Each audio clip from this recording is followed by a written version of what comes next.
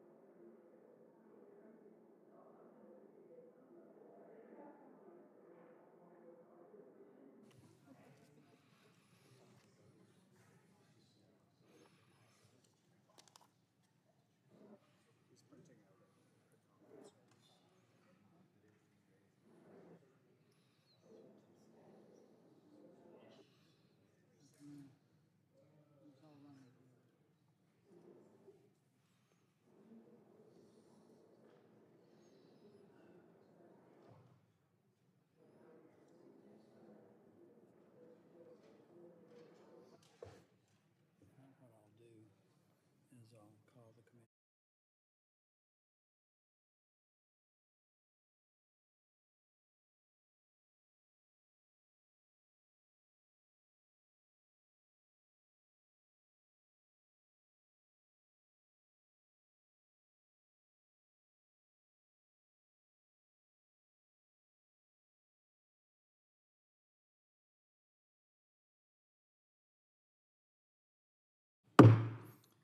The committee will come to order. Before we begin our official hearing, I want to yield to the gentleman from New York, Mr. Tonko, for a point of personal privilege.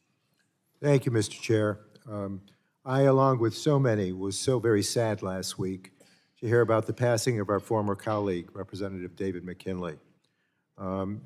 David was the consummate legislator and a tremendous human being. He had so many interests, and we bonded over both being engineers and enjoyed that work together here on the subcommittee. We served as the leadership team, ranker, chair, and then ranker for me. And, you know, there were certainly policy disagreements that we had, but there were places also of common interest and concern, and we worked tirelessly to move issues along in that capacity. Many great efforts over the years, promoting energy efficiency, addressing opioid addiction, providing hope for people with rare diseases, preserving our heritage areas, and many more. Most of all, I'll recall and always remember how much he loved his district. We hosted each other in our respective congressional districts, and he welcomed me into his home as a colleague, and I believe as a friend. And, you know, he fought for his constituents, for his area, for this country. And I really respect that. I extend my deepest condolences to his widow, Mary, and their family, and may he rest in peace. And with that, Mr. Chair, I yield back. I thank the gentleman for that, and I, too, appreciated his service. He was a mining engineer, and I worked, as I've said, for a couple of engineering companies, and he was one of these quiet guys that got a lot done. So if we may, we'll just take a moment of silence, and then we'll begin our hearing.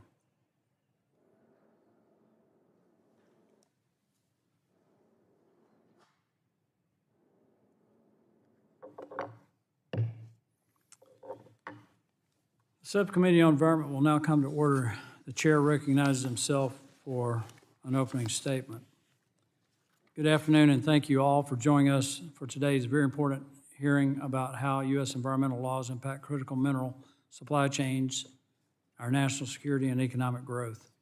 Our country has a rich bounty of natural resources, and for most of the 20th century, the United States was the leader in producing and refining critical minerals. However, the past several decades, China has aggressively sought to dominate the global market for critical minerals with dire consequences for our national security. China is now responsible for almost exclusively producing about 24 critical minerals that our national security and defense depend on.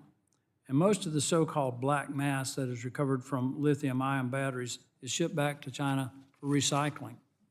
Today, April 22nd, is recognized as Earth Day. It is fitting that we are discussing how the move of critical supply chains to China has coincided with the enactment of multiple environmental laws in the U.S., where we have seen improvements in our environment, but at what cost to our manufacturing economy and national security. President Trump has issued several executive orders to focus the federal government's attention on these risks and to have all departments and agencies working together to reshore the domestic critical mineral mining and processing supply chains.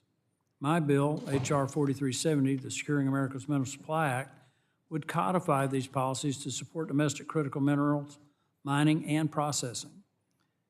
As we on the Energy and Commerce Committee consider legislative reforms to the Toxic Substance Control Act, the Resource Conservation Recovery Act, and other environmental laws, we should work together to find solutions that support the reshoring of the entire critical mineral supply chain.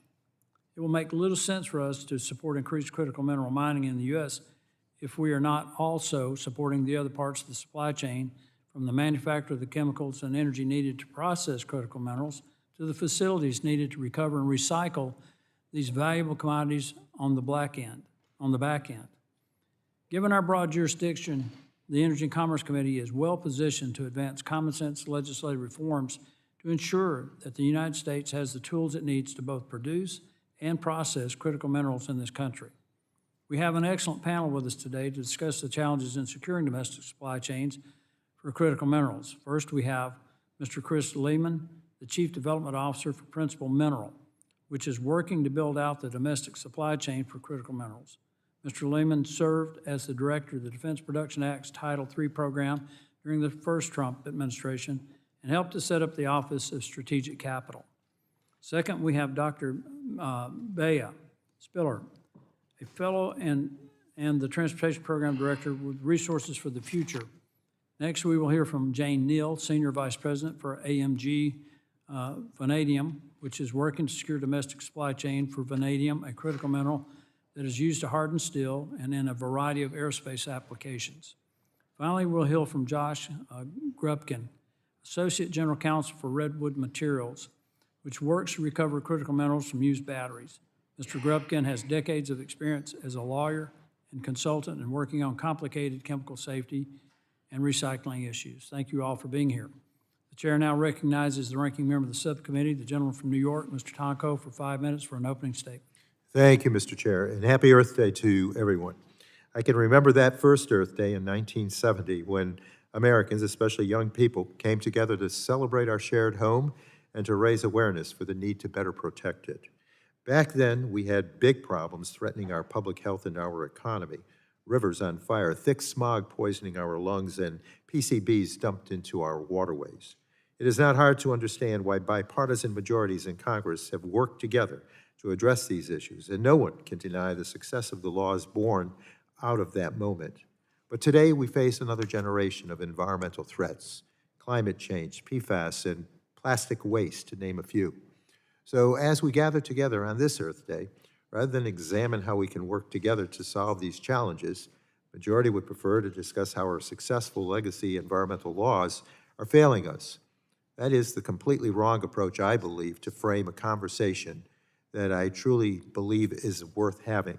Critical materials are indeed important. We need more of them. We should be seeking to reduce our reliance on unreliable foreign supply chains that may have security or ethical concerns.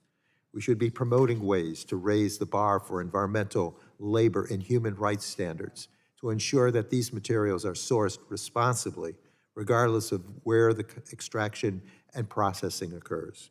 When we enter into bilateral mineral agreements, we should be requiring foreign nations to raise their standards to match ours, rather than having Congress consider how to lower our standards to match these competitors. It is why I have long called for increasing the transparency and traceability of our critical material supply chains to identify problems with overseas minerals and to hold bad actors accountable. I have no reason to doubt the motivations of members of the majority, I believe that they believe promoting more secure critical mineral supply chains is a national security and economic competitiveness imperative. But if that is true, then those members should be much more willing to embrace policy priorities supported by House Democrats, meeting us halfway on areas where we can agree to legislate meaningful and, yes, durable policy. Unfortunately, over the past 16 months, we have witnessed congressional Republicans and the Trump administration repeal major incentives and regulations that were already working to induce demand for domestic critical materials. That includes the Republicans' repeal of the 30D Clean Vehicle Tax Credit, which derived up to 1/2 of its value from a vehicle's use of an American-made battery with compliant mineral components.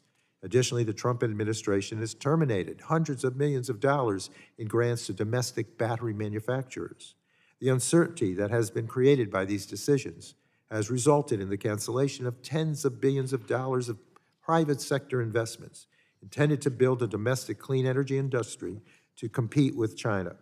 These ideological-driven actions are making our supply chain vulnerabilities worse, plain and simple. Instead, we will still consider this majority's preferred solution to every industrial challenge, repealing our nation's environmental and public health laws. It is tiresome. It is not getting us any closer to enacting meaningful or durable federal policy. So instead, I would recommend that we have a conversation about how federal laws can play a constructive role in achieving our shared goals. In my view, that could start with a national extended producer responsibility program for lithium-ion batteries and e-waste. Every expert agrees that recycling can address a significant part of our needs. Once we have gone through the troublesome efforts of importing critical materials by imposing collection, reuse, and recycling requirements, we can ensure that those materials stay here in the United States and displace the need for additional imports in the future. I will not suggest that negotiating such a bill would be easy. Doing serious legislative work never is, but we need to start somewhere, and the sooner we can move past the notion that simply waiving environmental protections will single-handedly unleash our domestic critical mineral industry, the sooner we can begin work on policies where we may be able to find common ground. So on this Earth Day, I want to again encourage us to consider just how the next generation of environmental laws can play a role in addressing some of the biggest public health and economic threats facing our nation, just as those members did back in 1970 and the 70s that followed. With that, I thank you, Mr. Chair, and yield back. Thanks, gentlemen.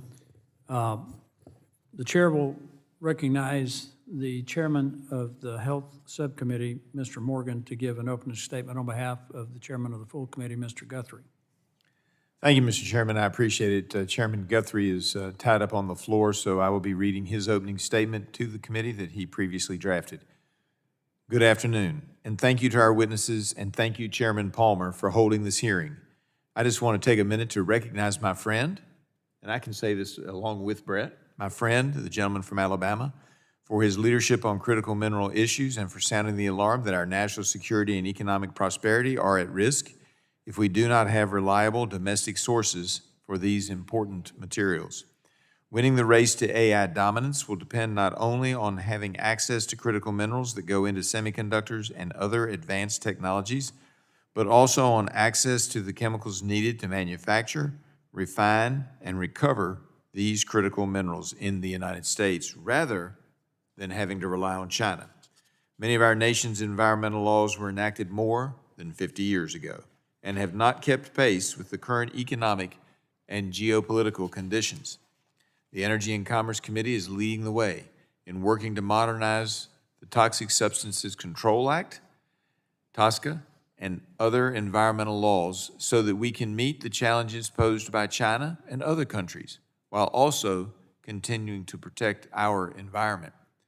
Even though TSCA was updated 10 years ago, it has become clear that the law is not working as needed.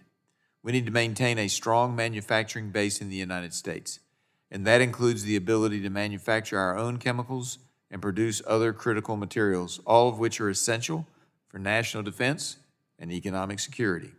I look forward to hearing from our panel of witnesses on their experiences navigating these laws and their ideas for how we can reduce regulatory burdens and continue to have a healthy environment. Thank you, Mr. Chairman, and I yield back. Thank the gentleman. Chair now recognizes the gentleman from California, Dr. Ruiz, to give an opening statement on behalf of the ranking member for the full committee, Mr. Pallone.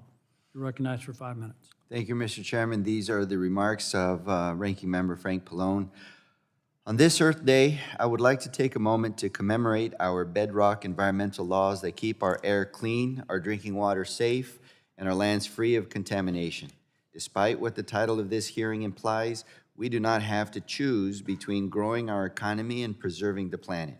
Our country's most fundamental environmental and public health laws help us lower energy costs and boost our economy, all while combating pollution and the climate crisis.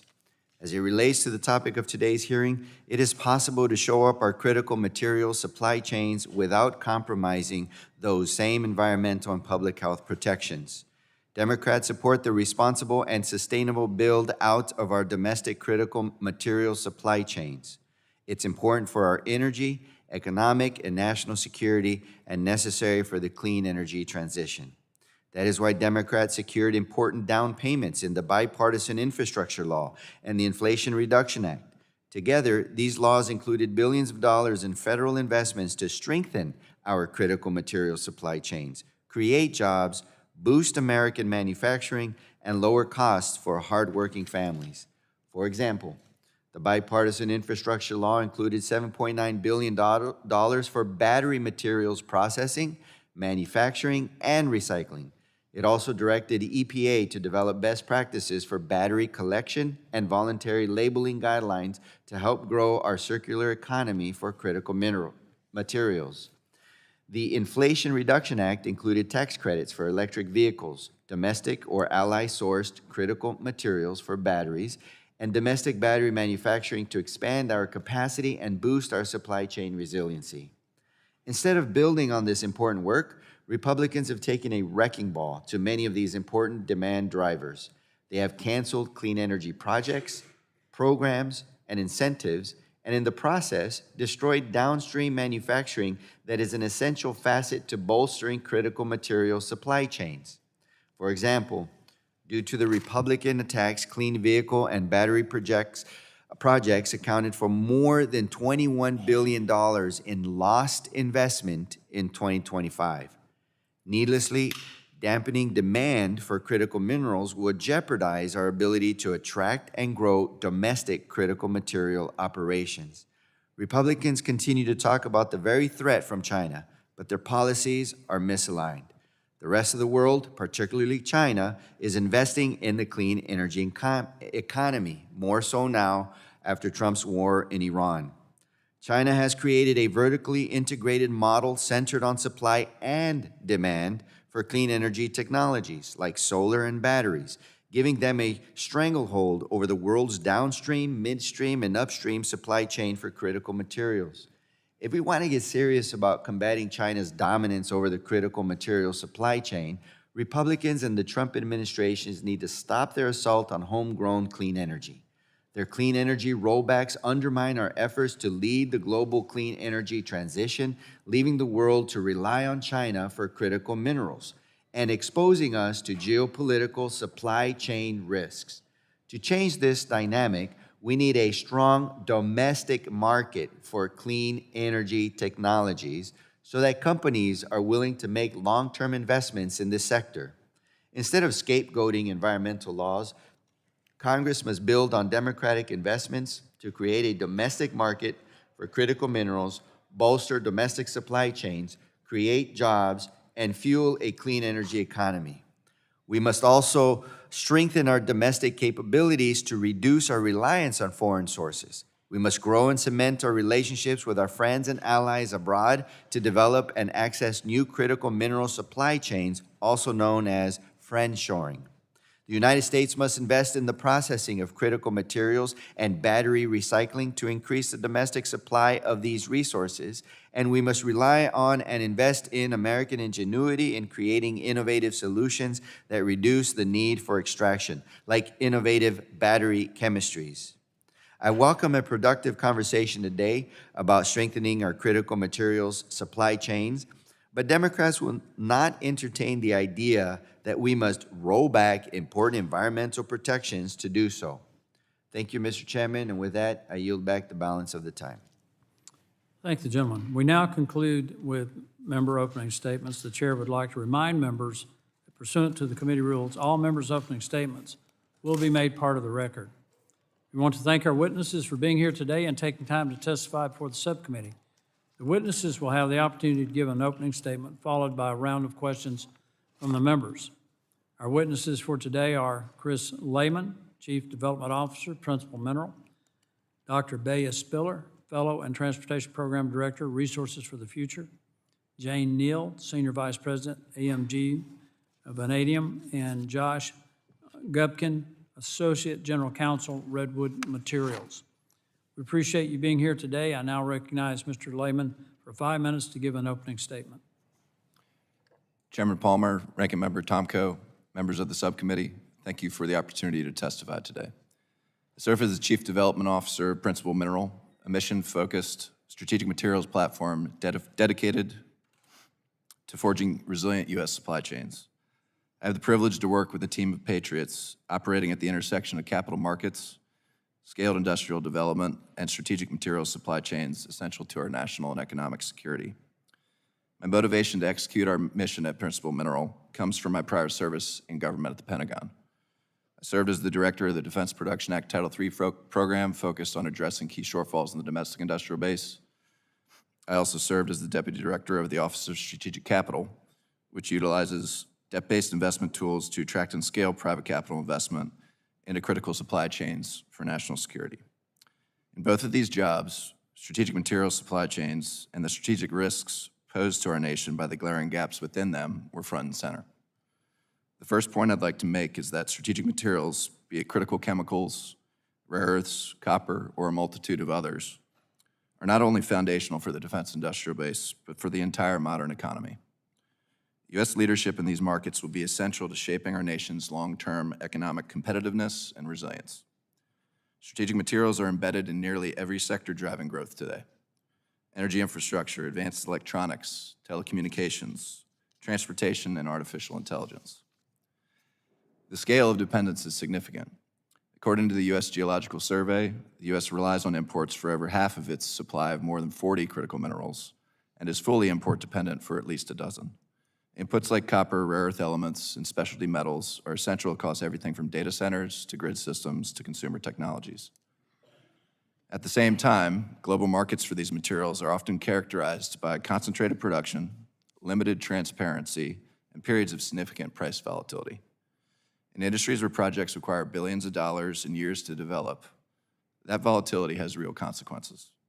When future pricing and supply conditions are difficult to model, the cost of capital raises, investment slows, and production capacity does not get built. Second, strengthening these supply chains requires a coordinated, system-wide approach, not isolated policy actions. The core challenge is not simply resource availability. It is whether the U.S. can create the conditions under which capital will be committed to building industrial capacity across the value chain and at scale. That depends on alignment across several interconnected factors: regulatory clarity and permitting timelines, aligning policy tools to support long-term investment, access to long-duration patient capital, coordination across supply chain segments, and consistency in environmental and operating standards. When these elements work together, investment becomes viable, timelines compress, and capacity grows. When they are misaligned, projects stall, even when demand is strong and technology is proven. Third, regulatory clarity and consistent environmental standards are central to enabling that system and to attracting long-term investment. The United States should maintain strong environmental protections. That is essential for public trust and long-term sustainability. But from the perspective of developers and investors, the defining issue is predictability. Today, regulatory processes are often fragmented across agencies, timelines are uncertain, and outcomes can vary. When regulatory pathways are clear and consistently applied, investors are willing to commit long-duration capital. When they are not, projects are delayed or do not move forward at all. At the same time, consistent environmental and labor standards, both domestically and across allied supply chains, ensure that growth does not come at the expense of responsible production. They also help prevent a shift of activity to jurisdictions with weaker protections, which ultimately undermines both environmental and economic objectives. Finally, innovation and commercialization will determine whether the U.S. can compete at scale in these markets. The U.S. has competitive advantages in research and development and the deepest, most trusted and liquid capital markets in the world, the markets that can fund the transition from R&D to commercialized innovation and industrial capacity. Policymakers have the opportunity to set positive conditions that will unleash these competitive advantages to build the strategic materials supply chains our nation needs. In closing, leadership in strategic materials markets will be determined not by any signal project or initiative, but by the strength and coherence of the overall system. The U.S. has a clear opportunity to lead. If the system is aligned, capital will flow, capacity will be built, and the U.S. can establish durable leadership in these sectors for decades to come. Thank you, and I look forward to your questions. Thank you. The chair now recognizes Dr. Spiller for 5 minutes. Chairman Palmer, Ranking Member Tonko, and distinguished members of the subcommittee, thank you for the opportunity to testify today. My name is Bea Spiller. I'm a fellow and transportation program director at Resources for the Future. The views I'm expressing today are my own. Building a domestic critical mineral supply chain is challenging, and the difficulty is not explained by any single factor. In my remarks today, I'll cover 4 key barriers to scaling domestic supply, address why weakening environmental safeguards won't solve them, and discuss 4 policy options that can support the domestic industry while still protecting communities. So let's talk about the barriers to building a domestic critical mineral supply chain. First, it's more expensive to extract and process minerals in the United States than in other regions, in part because key inputs like labor, electricity, and construction materials cost more here. And while environmental regulations can raise costs, they're generally not the primary cost driver. Second, domestic producers face global prices that are often low and frequently volatile. This creates an investment risk that domestic producers cannot control. And importantly, low prices are often artificially low because they reflect unpriced environmental and labor harms of production. When those harms are not internalized, the global price signal undercuts firms that are trying to operate responsibly. Third, permitting times are long, but the evidence suggests that eliminating community engagement to speed up timelines is not a shortcut. In fact, reduced engagement can increase the likelihood of litigation after permits are issued, potentially lengthening timelines rather than shortening them. And fourth, we have a workforce and know-how challenge. After decades of limited domestic activity, we have gaps in trained labor and institutional expertise. Capacity constraints show up in industry, and recent staffing shortages in federal agencies reduce the government's ability to support mapping, permitting, regulatory review, and innovation. Given these barriers, weakening environmental protections will not create a viable domestic supply chain. The binding constraints are larger and more structural, and these include cost differentials, price volatility, missing skills and capacity, and long development timelines. But beyond that, environmental safeguards are part of the competitive advantage of producing here, in that they help ensure that the supply chain is sustainable and socially legitimate. And well-designed environmental rules can encourage innovation, including process improvements that can reduce emissions and sometimes even reduce costs. Strong standards can support workforce recruitment and retention because people are more likely to live and work where air and water are clean and safety risks are managed. Finally, healthier environments means a healthier workforce, reducing illness and absenteeism, and increasing company productivity. But for these laws to support rather than hinder the development of the supply chain, we need strong governance. And that means a well-staffed and well-funded public workforce that can implement the rules consistently and without unnecessary delays. So the question really comes down to, what are the policies that can most effectively move the needle to support the development of a domestic mineral supply chain? So first, let's focus on improving permitting efficiency, not by skipping steps, but by running better processes. And this can include stronger interagency coordination and more concurrent reviews. Second, let's invest in workforce and technical capacity. And this includes things like state and regional training initiatives, targeted support for higher education, and ensuring federal agencies have the staffing they need to support the industry and implement laws effectively. Third, let's invest in R&D and commercialization. Innovation can lower costs, reduce environmental impacts, and make the US more competitive. And finally, let's focus on connecting the upstream with the downstream demand in the supply chain. If downstream manufacturers have stable expectations of demand, they can invest and enter into offtake agreements that provide long-term price and demand certainty for upstream mineral producers. Those agreements reduce risks on both sides of the supply chain, helping to stabilize domestic markets and supporting manufacturing jobs nationwide. In short, building a domestic mineral supply chain requires recognizing its true constraints. Policies like permitting improvements, workforce investment, innovation support, and strong demand linkages are likely to do more to grow domestic supply than weakening environmental safeguards, and they can do so while protecting communities and supporting long-term competitiveness. Thank you again for the opportunity to testify. I look forward to your questions. Thank you. The chair now recognizes Ms. Neal for 5 minutes. Thank you, Chairman Palmer, Ranking Member Tonko, and members of the subcommittee for the opportunity to testify today. I'm Jane Neal, Senior Vice President at AMG Vanadium, an Ohio-based manufacturer.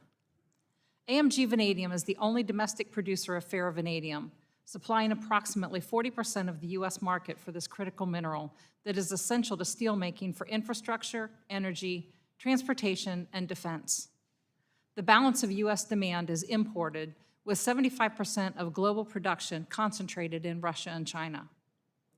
AMG recycles petroleum refinery waste to reclaim vanadium, but we are not merely a waste processor. We are a critical minerals company and a strategic domestic manufacturer. In 2022, AMG commissioned a $300 million facility to expand capacity to upwards of 75% of U.S. demand. Meanwhile, others are exporting the same material for vanadium reclamation overseas, including to Asia. Despite this, current interpretations of the RCRA regulations threaten AMG's ability to operate after 2031. Approximately 90% of vanadium is used in steelmaking, which is AMG Vanadium's principal market. The remaining 10% is used as vanadium oxide, including in growing applications as electrolyte in large-scale energy storage that supports renewable energy. The RCRA language that AMG operates under uses vague terms such as legitimate recycling, leaving regulated companies subject to the interpretation of regulators. For more than 20 years, Ohio EPA has issued variances recognizing AMG's operations as legitimate recycling.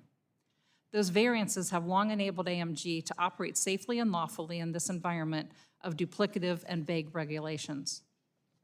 The issue arose when EPA Region 5 staff adopted interpretations that differed from the past 20 years.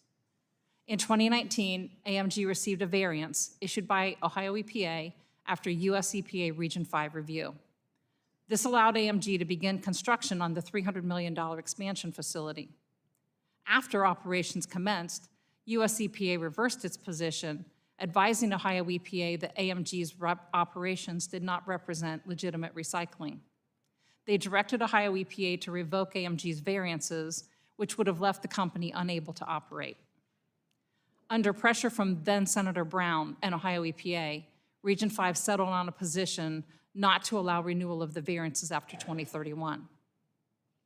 The core problem is a lack of clarity in the RCRA regulations, not a lack of environmental controls. Ohio has ensured that the variance is as protective of human health and the environment as a permit, yet changing interpretations by federal staff now threaten AMG's operations. RCRA needs clarification and modernization, not weakening. The law should clearly support the safe domestic recycling of spent petroleum catalysts for critical mineral recovery and distinguish legitimate domestic recyclers from disposal operations. And it should remove duplicative regulations where other programs, including the Clean Air Act, already provide protection. The principle is simple. RCRA should favor recycling when human health and environmental protection are maintained. While AMG's position is supported by the Region 5 administrator, administrative interpretations are not durable. National interests cannot depend on shifting agency views. Endurance comes from statutory clarity. AMG has invested hundreds of millions of dollars to recycle hazardous waste into valuable materials without environmental harm, processing over 500,000 tons of spent catalyst and recovering over 50 million pounds of vanadium.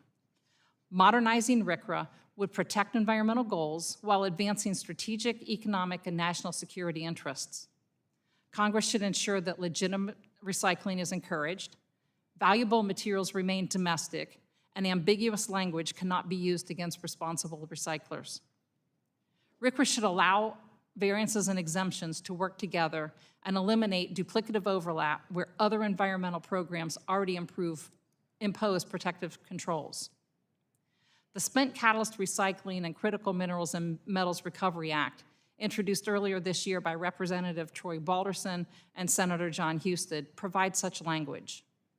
Thank you again for this opportunity and for your consideration of the impact of these regulations on the companies operating under them. Thank you. The chair now recognizes Mr. Gubkin for 5 minutes for an opening statement. Chairman Guthrie, Palmer, Ranking Member Tonko, and members of the subcommittee, thank you for the opportunity to testify today. My name is Josh Gubkin. I serve as Associate General Counsel at Redwood Materials, founded by J.B. Straubel, co-founder and former CTO of Tesla. Redwood is building the first fully integrated U.S.-based battery supply chain. Roughly 90% of all domestically recycled lithium-ion batteries are processed through our facilities, making us the largest lithium-ion battery recycler in North America. We recover, on average, 98% of critical minerals from end-of-life batteries. Our operations represent the first commercial-scale nickel mine to open in the U.S. in a decade, the only new commercial scale of domestic lithium in decades, and the largest U.S. source of cobalt. Our operations set the standard for what domestic recycling should look like. Redwood's approach spans the full battery life cycle. We repurpose batteries that still have useful life for grid-scale energy storage. We recycle batteries that have reached end of life to recover their critical minerals. And we refine those minerals and manufacture new battery components, including cathode active material, the most expensive component in a new battery. That's done with zero fossil fuels, zero industrial discharge, and with an air emission permit that's akin to those at hospitals and hotels. End-of-life batteries are not an environmental problem. They are a strategic resource that can be reinvested into the next generation of American industry. The title of this hearing asks whether our environmental laws help or hinder critical mineral supply chains. These laws were written for a different era, before the lithium-ion battery industry existed. Applied to today's materials and processes, they are producing outcomes that no one intended, pushing investment, manufacturing, and critical mineral recovery offshore rather than keeping them within our borders. Two EPA legal frameworks are at the center of this problem, RCRA and TSCA. Both need to be modernized to reflect current technology and market realities and to align with the goals this committee and the administration are pursuing. Under RCRA, EPA classifies used lithium-ion batteries as hazardous waste. That classification forces domestic recyclers into a permitting process that can take years to complete. It's a death knell for innovation. Or it requires us to store batteries at a physically separate location from where we process. Batteries must be unloaded and reloaded and trucked on a public road from one property to the next. This creates more risk, not less. China reclassified these same materials as non-waste raw material last year and now controls more than 80% of global lithium-ion recycling capacity. The EU went the other direction, classified black mass as hazardous waste, and is already seeing investor flight and canceled projects. The United States is on track to make the same mistake. Under TSCA, the EPA treats each modified cathode material as an entirely new chemical substance, triggering a review process that's supposed to take 90 days, but in practice takes over a year. It's followed by a second rulemaking that adds months or years more. Total time to market regularly exceeds 3 years. The message to manufacturers is simple: build overseas and import the finished product. TSCA also punishes recyclers. Restrictions imposed by EPA under TSCA prevent new variants of battery materials from domestic distribution. Consequently, a domestic recycler cannot distribute the material it recovers within the United States. As a result, critical minerals are exported. That is the exact opposite of what this committee is trying to achieve. These batteries also impact energy storage. Many end-of-life EV batteries retain up to 80% of their usable capacity. Through Redwood Energy, we deployed the largest second-life battery material installation in the world. But EPA's framework creates uncertainty about these batteries, whether they're waste when they first leave a vehicle, hindering the entire repurposing industry when demand from data centers and AI is surging. Our ask is straightforward. First, enact a National Lithium-Ion Battery Manage Act that creates a unified federal framework. Second, use EPA rulemaking to exclude lithium-ion batteries and battery materials destined for repurposing or recycling from the definition of solid waste. Third, reform TSCA's treatment of cathode materials so domestic manufacturers and recyclers are not penalized for operating in the U.S. And fourth, mandate interagency alignment so EPA works towards the same goals as other agencies in this committee. The materials are in the U.S., the technology is in the U.S., the investment is ready. What we need is a regulatory framework that prioritizes these critical materials for what they are, strategic assets. Thank you. I welcome your questions. I thank our witnesses for their opening statements. The chair now recognizes the chairman of the full committee, the distinguished gentleman from Kentucky, Mr. Guthrie, for 5 minutes for his questions. Thank you. Thank you for calling me. I appreciate the recognition. And I want to start with, I know we're talking about critical minerals and mining. One of the great mining engineers to serve in Congress was a dear friend of all of ours, David McKinley. And David McKinley passed away last week, and I think his funeral is this Monday. He was a colleague, and he loved this subcommittee. He was very important to this subcommittee, and he's someone that we'll all miss. His dear wife, Miriam, who was here with him quite often, and so we got to know her as well. I just think I can speak for everybody on the committee and the subcommittee that he was a dear man, and his thoughts and our thoughts and prayers are with him and his wife and his family, because we're certainly going to miss him. He still kind of kept in touch with a lot of us, so we really appreciated that. And the earth's a little less today because David McKinley's not with us anymore. And he certainly loved West Virginia. He loved what he did, and he knew that the minerals of this world were important and were important to what we are able to use for our country. So God bless them. God bless the McKinleys. So Mr. Gubkin, Gubkin, is it Gubkin or Gubkin? In your testimony, you describe a complicated regulatory framework that your company, Redwood Materials, has to navigate in order to recycle and recover critical minerals from batteries. One of the challenges we've heard about TSCA is that even slight variations of an existing chemical have to undergo a full risk review. So the question is, how do you think allowing EPA to group together similar or equivalent chemicals for expedited risk reviews would improve the process and provide more certainty to manufacturers? Thank you for your question. And I think it will speed things up, first of all, because to use an analogy, you have various shades of green. You have deep green, light green, emerald, sea green. These are all green. They're just slight variations of the same thing. And so if instead TSCA were to group these and work through the science to determine the protections for them as green, they can do this as a class. It should be a quicker one, and so a quicker process, closer to the 90 days that they're supposed to. And in addition to that, once they've made that determination for green, it covers all green. So you don't have to go through it again and again for each process. This is actually similar to what they do in Europe under REACH. So this isn't something that's new or novel, but it is something that makes sense. I said, as an avid recycler myself, I'm known to pull aluminum cans out of the garbage. Not because I collect them to sell, I turn them in because either they go in the ground or they can go back in the stream of commerce. And why do we want them back in my family's in the aluminum business, so I figure the more aluminum that exists, the cheaper aluminum's gonna be for everybody. And so, and it saves from putting them in the ground, which is a waste. And so we need to make it easier for people to recycle. We need to make it, and particularly these critical minerals that we have. So also, Mr. Gubkin, in your testimony, you discuss how EPA requirements are often not aligned with safety standards issued by OSHA and other regulatory bodies. Can you briefly describe your workplace safety practices and how conflicting regulatory requirements can present challenges for your workers and potentially impact safety? I think both agencies want them to be safe, but sometimes they conflict in how to, could you give us an example? Yeah, so I think the example to use really is between, going back to Tosca, what you have from that organization going and putting restrictions for safety on one company versus another and them not being aligned, even though it's the same materials.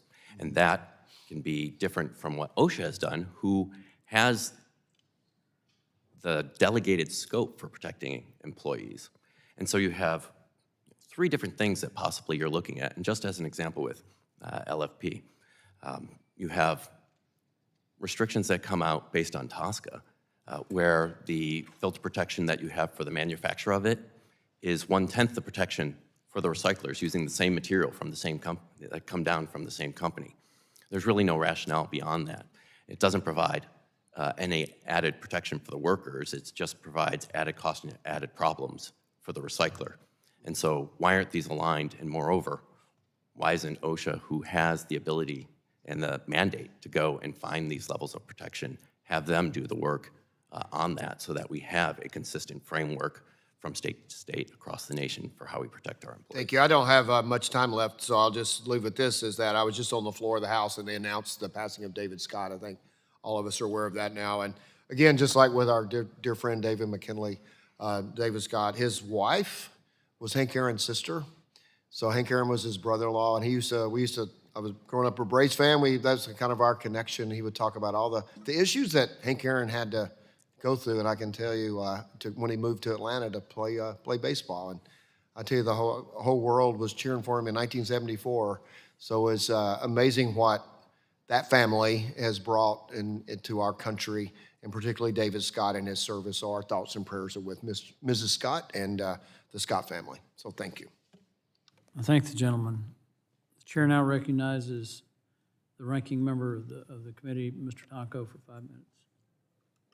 Thank you, Mr. Chair. Dr. Spiller, I want to associate myself with your testimony that securing our critical mineral supply chains is a complex, multifaceted issue. It does not need to come at the expense of our environmental laws. We heard from a few witnesses that the recycling of critical minerals can play an important role in securing domestic supplies. And there may very well be definitional and regulatory barriers that make recycling more challenging. Dr. Spiller, as a first-order issue, can you give us a sense of the potential for recycling to play a role in reducing our dependence on foreign supply chains? So it's a great question. We have limited material here right now in terms of just the quantity of batteries and black mass to really make a huge dent currently. Obviously, as EV demand ramps up, the more electric vehicles we buy and turn over the years, we will have the ability to reduce our dependence on foreign sources. But currently, we don't have a huge amount of mass to really make a dent in it right now. Thank you. And your testimony mentioned that there were incentives and regulations in the forms of the 30D Clean Vehicle Tax Credit and EPA's GHG tailpipe rule, which have now been repealed, that were structured to further induce investments in and demand for domestic critical minerals, including recycled minerals. Is that correct? I'm sorry, I'm having a hard time hearing you. Could you repeat the question? Sure. The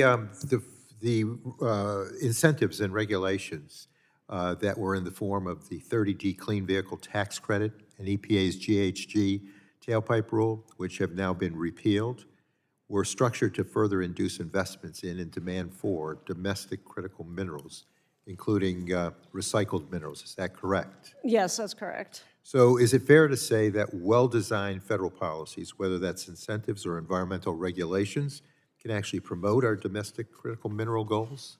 Absolutely. The 30D tax credit, I think, was a really great option, and was a really great policy because what it did was, at the same time that it created this really increased demand for the electric vehicles, it tied the sourcing of the minerals. It tied the demand for the electric vehicles to domestic sourcing of the minerals themselves. So in order to be able to get the tax credit, the minerals in the batteries had to come either from domestic sources or from friendly nations. So that led to a lot of offtake agreements with domestic lithium producers.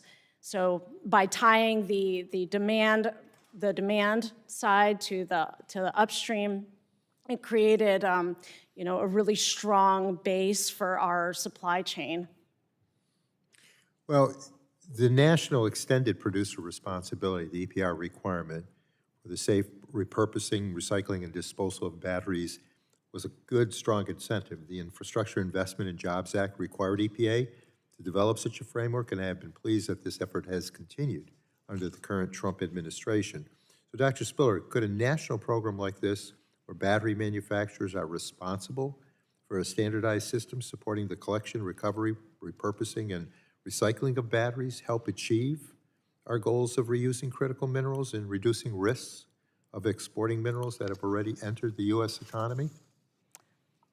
I'm not an expert on that policy. I don't really know much about that, so I can't speak that directly. But any sort of policy that requires the collection of the batteries themselves for recycling, I think would be probably a pretty good policy to help, ensure that we're continuing to collect the material needed to shore up the supply chain. And Mr. Gupkin, I believe Redwood Materials has been part of those conversations. Am I not correct, that have been led by EPA to inform the development of this framework? You're referring to the extended producer responsibility rules. Yes, definitely we have been involved in those discussions, I believe both at the state and the federal level, and we continue to be involved in those, seeing that when there is an advantage to increasing recycling, we're interested in being a part of that. And what's your impression of the effort, and what are some of the elements that may be included in the forthcoming framework? I think the issues right now mostly are that it is on a state-by-state level, and that poses challenges for anyone when you have to change what you're doing from one state to the other, especially for something like a EV battery that can be bought in one state, moved to another. So that is something that needs to be looked at. Beyond that, I have to admit that I'm not the one who's most directly involved in those conversations for it. But again, if we have something where it helps to promote recycling, see that these batteries, which have an extended life possibility through second purpose, or afterwards, if they don't have that life possible, that they can be used for recycling to recover critical minerals, generally speaking, Redwood's in favor. I thank you for that. I've exhausted my time, and with that, Mr. Chair, I yield back. Thanks, gentlemen. The chair now recognizes the chairman of the Energy Subcommittee, the gentleman from Ohio, Mr. Latta, for 5 minutes for his questions. Well, thank you very much, Mr. Chairman, and thanks for our witnesses for being here. If I could start, Mr. Gupkin, with you. In your written testimony, you discussed the potential for used lithium-ion batteries to be repurposed for grid-scale energy storage, supplying electricity for utilities, manufacturing facilities, and data centers, among other facilities. How would repurposing these batteries support our efforts to make sure our important infrastructure has access to reliable power while also protecting ratepayers from price increases resulting from increased demand? What I can tell you is, as I'd said in my verbal testimony, Redwood Energy has deployed the largest second-life battery installation in the world. So that's a 63 megawatt-hour microgrid powered by repurposed EV batteries that's operating right now on our campus. It was completed in under 6 months and up to 50% lower cost than conventional systems. So just using that as a quick example of what can be done with resources that we have, the same materials can be provided and given for infrastructure, for industry. We recently announced a partnership with Rivian to help provide energy storage systems for their manufacturing plant. So there's wide applicability where we have this resource available, and we can use them right away in a quicker, cheaper deployment for both utilities and the private sector. You know, what countries or what countries out there are doing the most in battery repurposing right now? Honestly, I'm not sure who else is. We seem to be doing some of the first initial work on this. We're an innovator. Each battery company makes different types of batteries, and they speak a different language, and we've learned how to crack the code and have that happen so that we can use different type of batteries and have this function. But we want to see that it's used on a large scale. Obviously, it's a very important part. You know, you also noted that EPA's framework creates uncertainty around battery repurposing and may subject reused batteries to RCRA if classified as waste.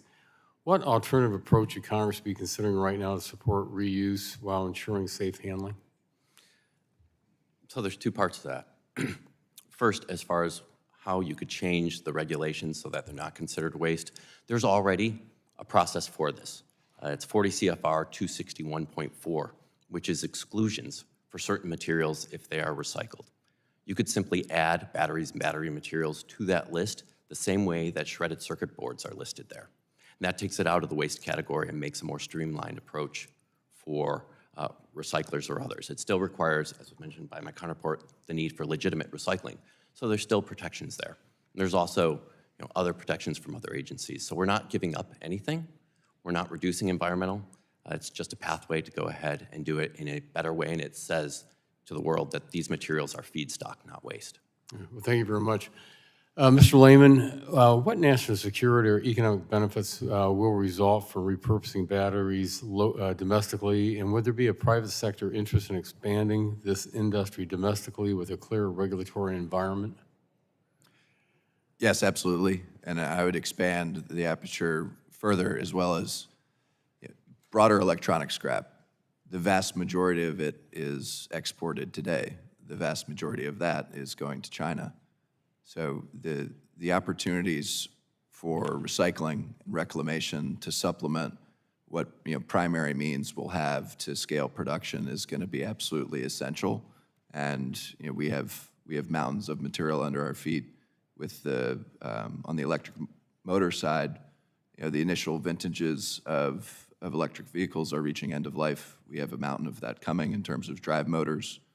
So the opportunity to scale domestic capabilities for recycling is significant, and a major unlock would be clarity and a regulatory framework that has certainty, clarity, and clear timelines. Yeah, that's kind of a quick question to follow up. When you talk about, especially with the EVs today, and reclaiming the critical minerals and those, are those being exported right now to, let's say, China? For dry motors specifically, I don't have specific knowledge on that, but e-scrap more generally, absolutely. But there's limited ability for current recyclers to extract rare earth elements. There are other aspects that are done domestically today at scale. Platinum group metals, catalysts, related items, things like that, where there are recycling capabilities, but needs to be extended for broader critical minerals that we need. Well, thank you very much, Mr. Chairman. My time has expired. Now I yield back. Thank you, gentlemen. The chair now recognizes the distinguished member from California, Dr. Ruiz, for 5 minutes for his questions. Thank you, Mr. Chairman. The framing of today's hearing, help or hindrance, is deeply frustrating. It reinforces a false choice between protecting public health and securing America's critical mineral supply chain. Today, lithium is primarily extracted through evaporation ponds or hard rock mining, both land and energy-intensive processes that can put the public's health at risk. That said, California's 25th district is home to Lithium Valley, a region defined as much by its potential as by its resource base. What makes Lithium Valley unique is both what it holds and how it can be developed. It sits atop one of the largest known lithium reserves in the Western Hemisphere, in fact, the 5th largest in the world. And Lithium Valley uses the cleanest way to extract minerals in the world.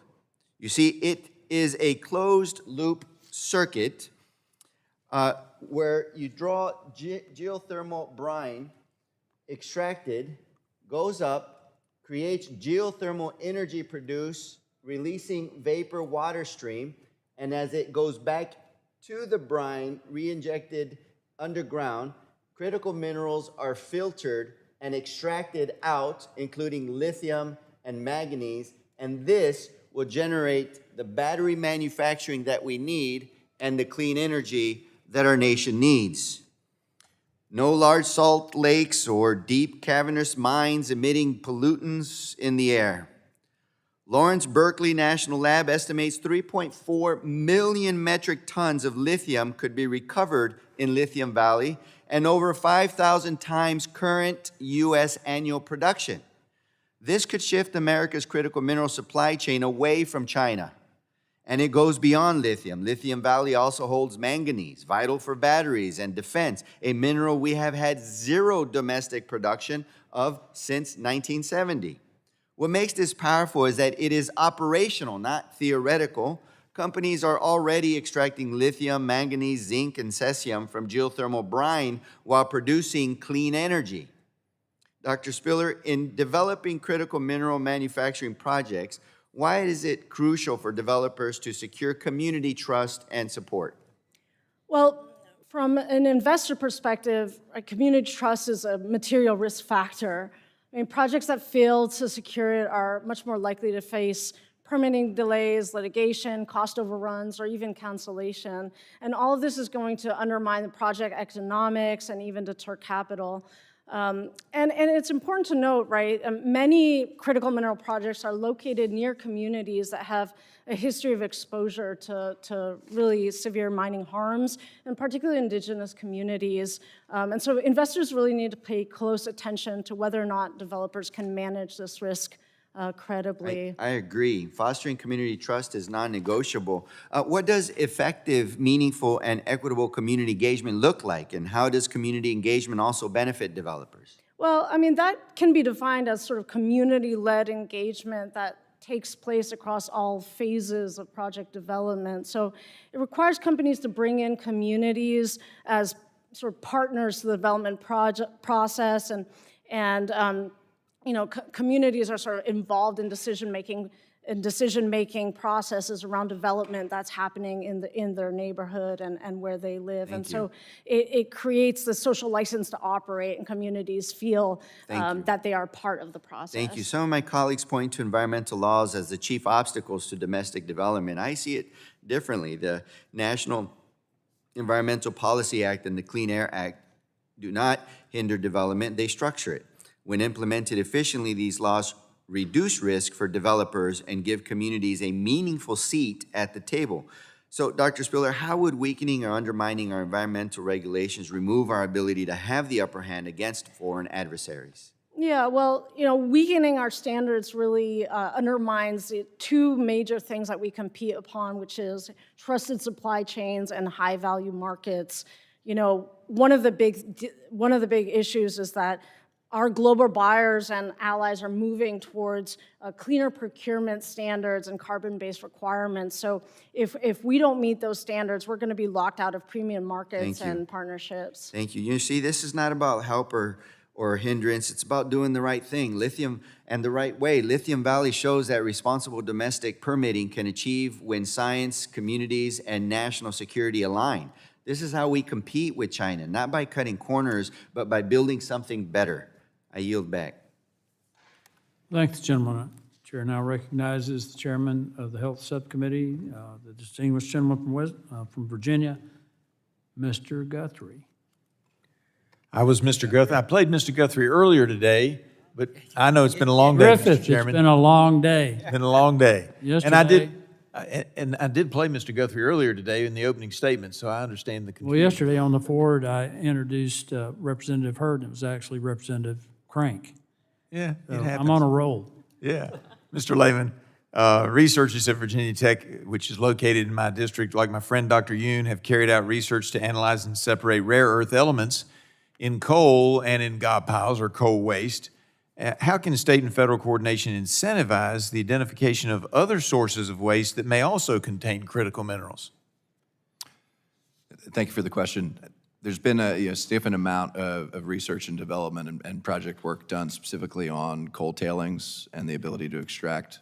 I think looking at the broader aperture of waste streams and applying a similar level of rigor is certainly merited on the research and development front. But I'd say at the same time, there's a need to move forward with what is most immediately deployable and scalable, and has a pathway to being economically competitive. But that innovation has to be a core part of the solution set at scale, as I mentioned in my statement. So continued research and development on extractive methodologies for a broader aperture makes sense. And I guess as a follow-up, are there particular industries or operations that lenders and venture capitals are hesitant to invest in because of a lack of regulatory consistency? Yes, as I mentioned, when there's uncertainty with regards to timelines, the regulatory pathways, it's much more challenging to underwrite a given project if there's a track record of uncertainties, delays, stops and starts. So really the only point I'm making is that one consideration would be a prioritized regulatory pathway with clearly established timelines, requirements upfront, so it's clear to the market, clear to the counterparty executing the project what that is. Oftentimes, if I'm understanding you, that's what we call shot clocks on certain things, to say that you've got to say yes or no by a certain time so that people know what's going on, or say you didn't give us enough information and reset the so-called shot clock. And I know it's been a focus of both Congress and the administration, applying Fast 41 towards critical projects, considering strategic materials projects as a classification to be bucketed and allocated towards priority regulatory pathways like that makes a lot of sense to me, because there's the scope, scale, complexity of the gaps resident within this broad complex of strategic materials is significant and vast, and there's got to be a way to, I had an experience from COVID response when I was running the DPA program. We need to, with leadership and urgency and resourcing, we can attack this problem, and private capital will deploy at scale if some of the barriers are removed. Or reduced, right. Mr. Gubkin, in your written testimony, you suggested adding used lithium-ion batteries and battery materials intended to be recycled to the list of materials excluded from the definition of solid waste. Why do you believe excluding these materials would address your concerns with how battery recycling is regulated? So currently, with recycling, the way that things are, as I said, there's two pathways, basically, that we're forced to go. Either you go through a RCRA Part A-B permitting process, which can take somewhere around 2 years to complete. If you want to make any modifications, you're looking at several months more for any modifications, for those to be approved and incorporated into your permit. If you're an innovator, if you're a startup, this is not really helpful. The other path, as I'd said, was you wind up categorizing materials as universal waste, again, calling them a waste, but there's a weird spot within these regulations that say you have your destination facility where you process, and you can't keep the materials that you want to process on that property. You have to store them somewhere else. And that, again, does not make sense. And from an environment and safety perspective, it doesn't make sense, as well as a logistics perspective. You now have to handle the material more, move it again, put it on a public road, load it, unload it. It's ridiculous, quite frankly. And I don't see the reason for why it's there. By contrast, if you go and exclude these materials, recognize them as material feedstocks similar to other materials, like I mentioned before, shredded circuit boards, very analogous, and say, these are important. EPA has recognized the importance of these and said, if these are recycled, they're not waste. You don't have to deal with either of those frameworks, so you're able to move forward. You still have to prove that you're legitimately recycling.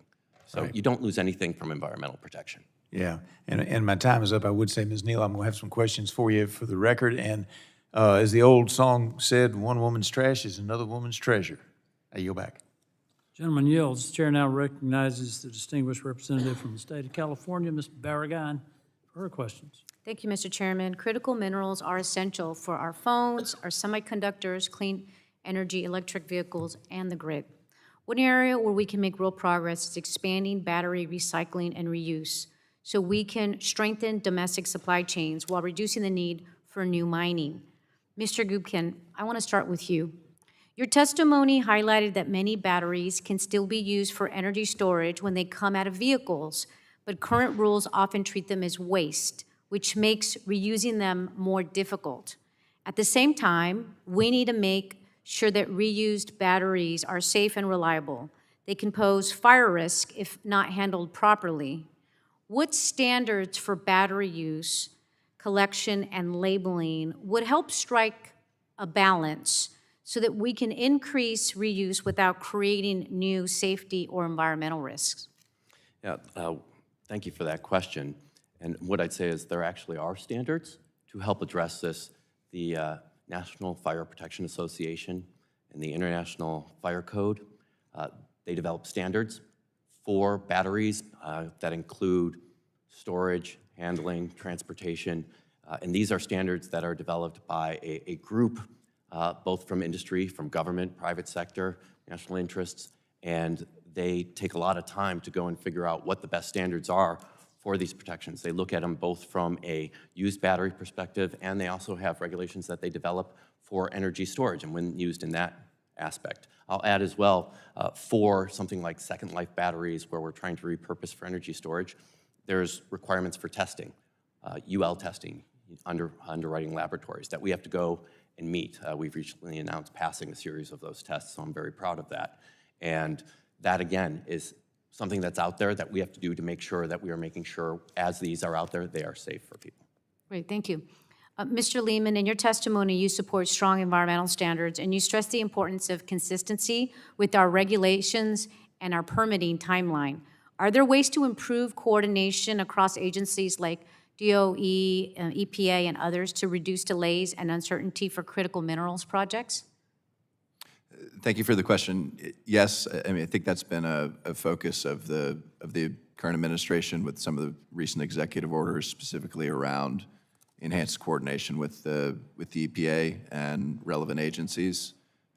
Is there likely still room for improvement? Of course, but I think, you know, specifically taking the Department of War as example, there's an opportunity to systematize and bring automation and clarity timelines to the process to be able to handle the extent of the portfolio of projects that would need to get appropriate monitoring and attention and treatment on, you know, priority regulatory pathways, and to have sufficient crosstalk and make sure that they understand the given agency's priorities, requirements as it relates to strategic materials and the projects that they're sponsoring.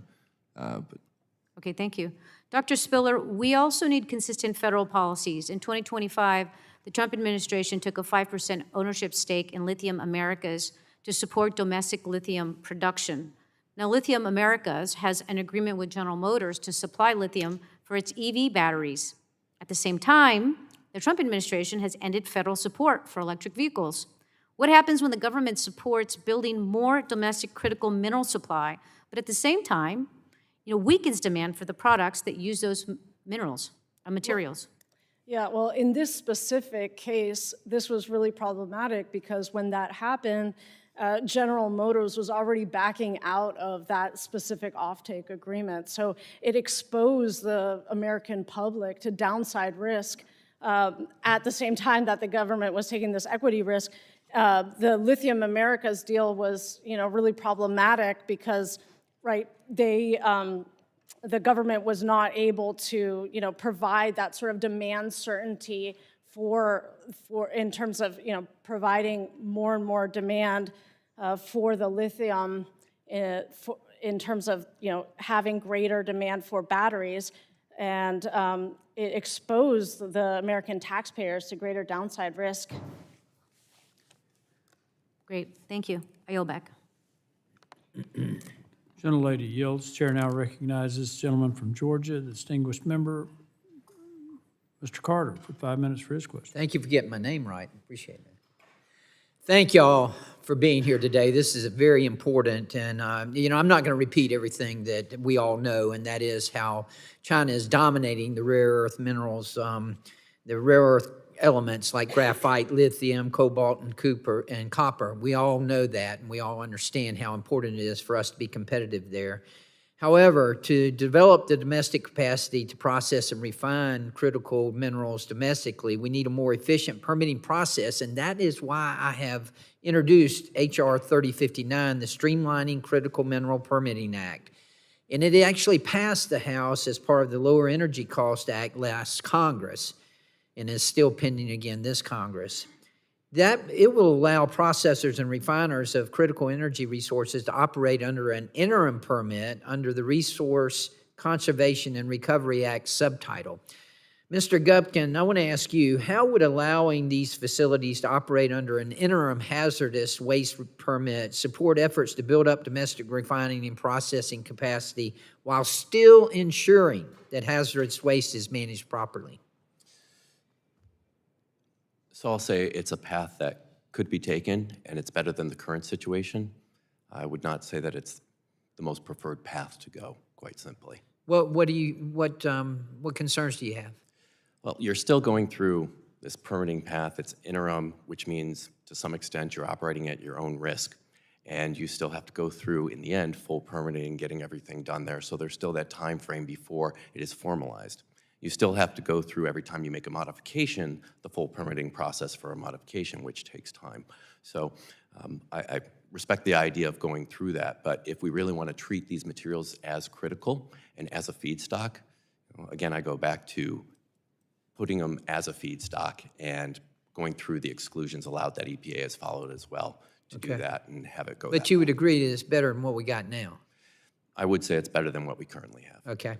Mr. Lehman, let me ask you, how did delays in obtaining permits to open refining and processing facilities deter investment in the United States?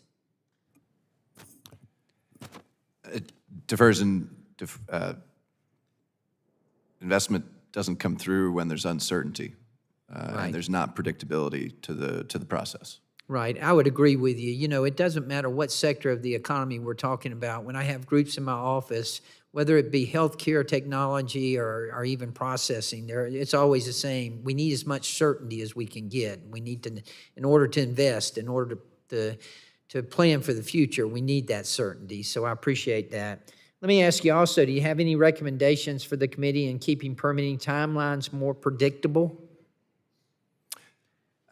I do, in terms of you considering a prioritized and expedited regulatory pathway for strategic materials projects.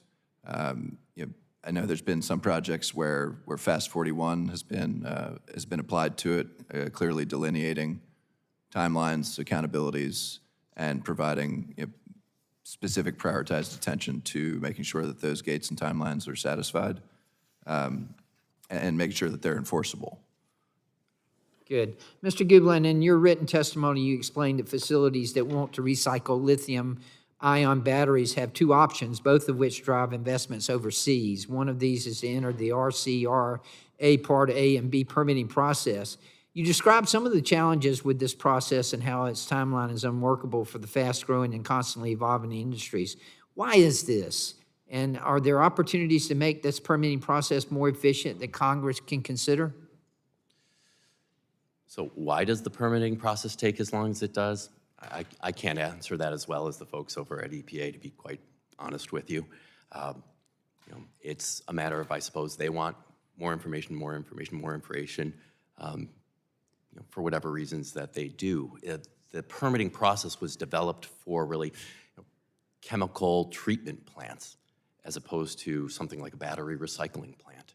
And so, again, you mentioned the interim permitting as an option instead, but really what you wind up having is, for batteries, lithium-ion batteries, they can be classified as a subcategory of hazardous waste, universal waste, which doesn't require the permit so long as you don't store the materials on site. And that's what you drive people to. But then you have the problem, as I said before, of having the material feedstock at a different site from where you're processing it, which from a logistics and safety standpoint doesn't really make sense. So I'd say, again, well, I'm out of time, but I really do feel like the legislation that I have, the Streamlining Critical Mineral Permitting Act, will help modernize this process and will be productive and helpful. So thank you, and I appreciate it, and I yield back.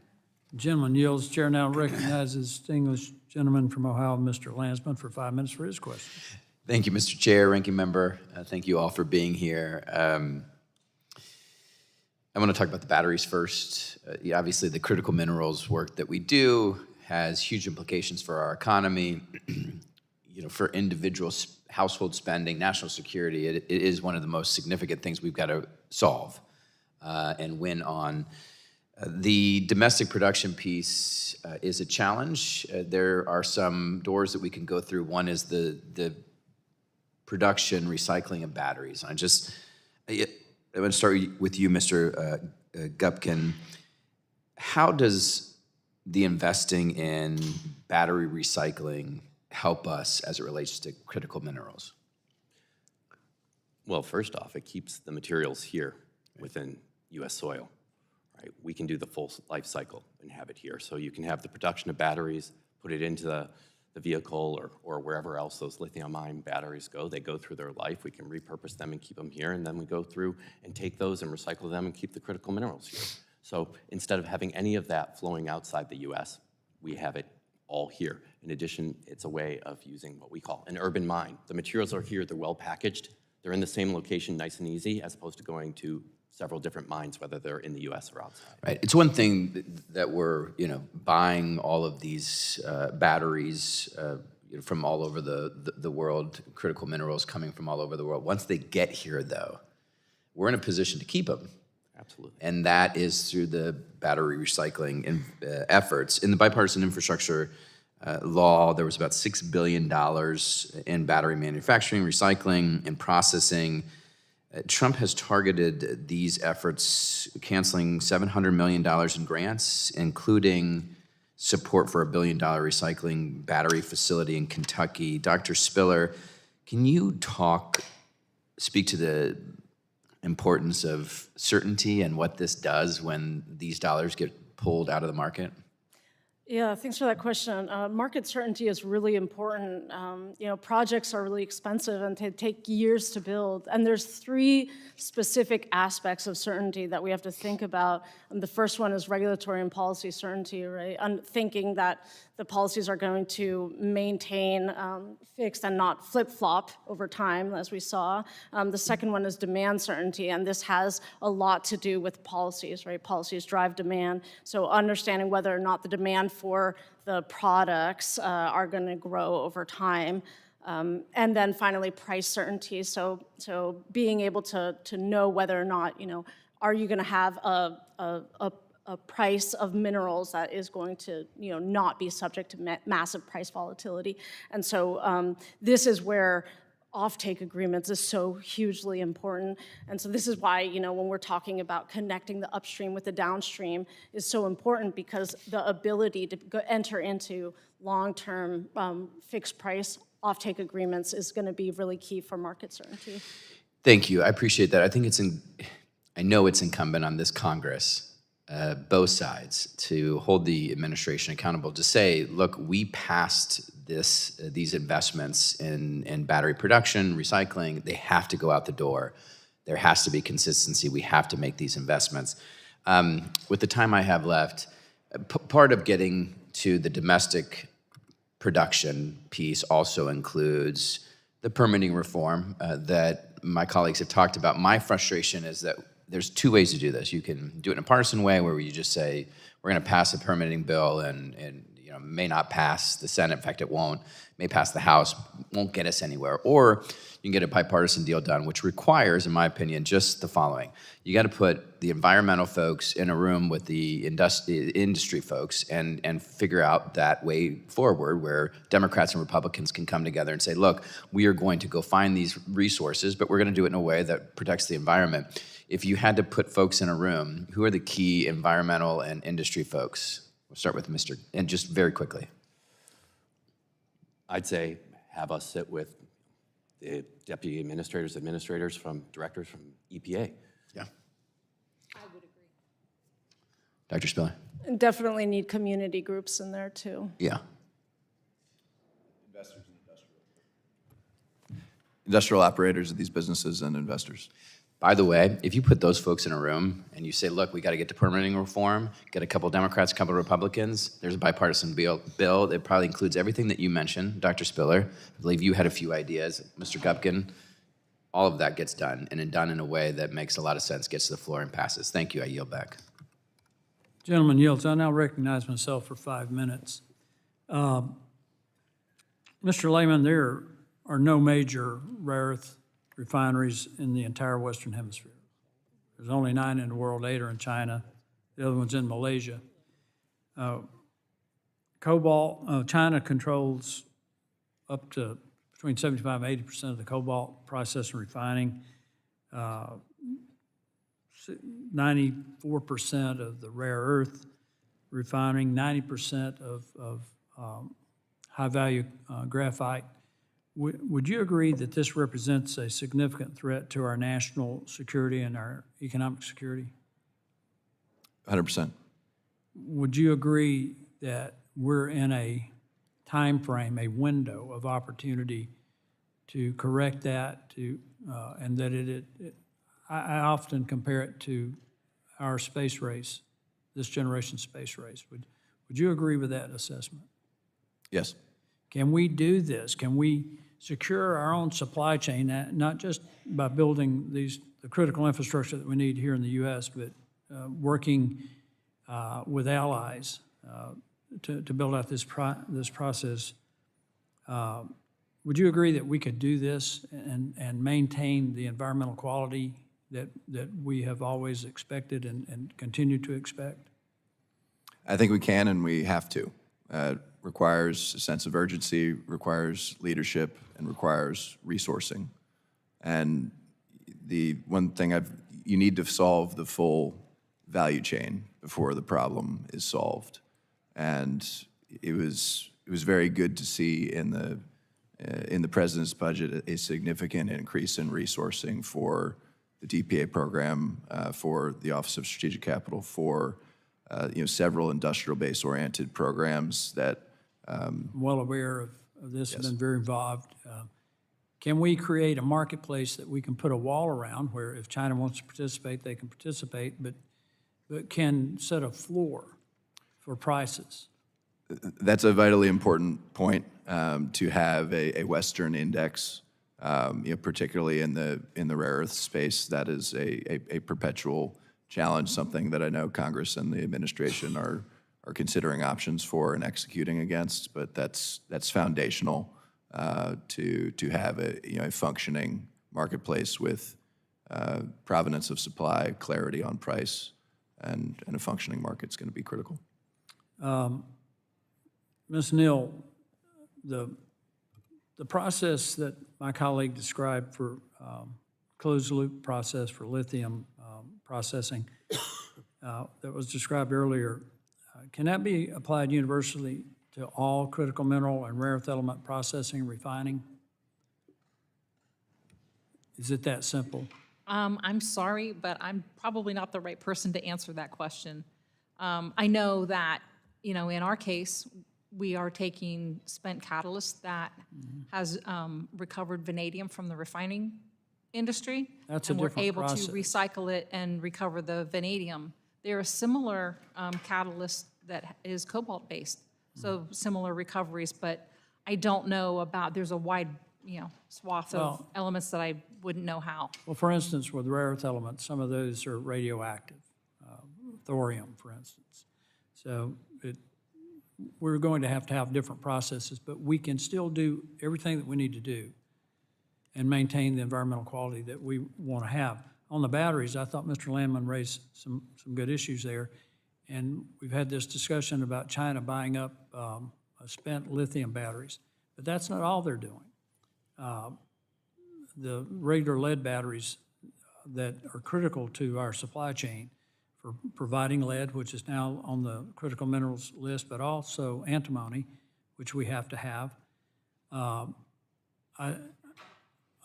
Mr. Gubkin, we're at a point now where China is setting up false companies and other countries to buy up these batteries to the degree that just about 3 or 4 weeks ago, U.S. Battery recyclers had to shut down operations because there were no batteries.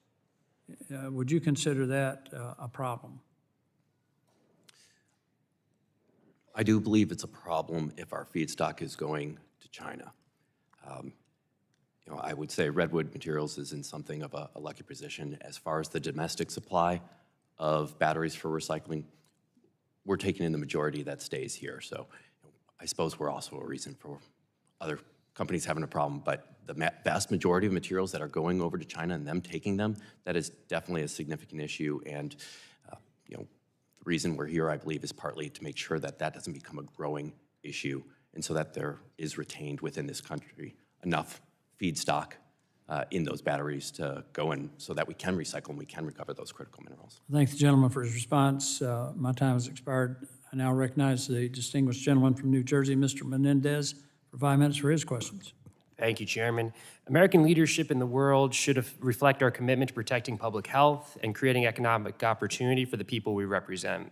Yet Republicans have once again chosen to focus our time on rolling back environmental safeguards that protect our communities. I agree that we need urgent action to address Chinese dominance in the critical minerals sector.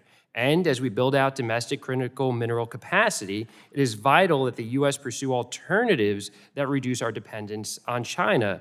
Collaborating with our allies is a faster, more efficient, and more cost-effective way to secure critical minerals than expanding domestic industry alone. Dr. Spiller, how will shifting our supply chains away from our adversaries and to our partners diminish China's market dominance? Thanks for that question. I mean, quite frankly, we're going to need to friendshore and work with our allies to chip away at China's market dominance.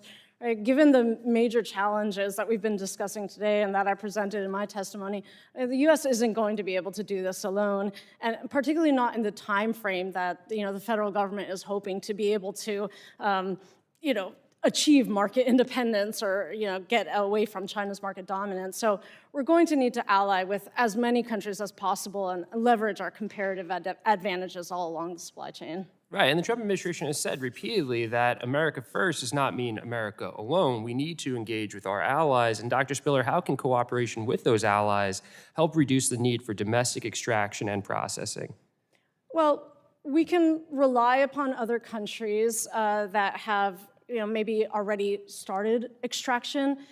They may already have projects that are ongoing. They might be able to expand those projects. They might have better ore qualities, for example, or might have more resources that we do in certain minerals.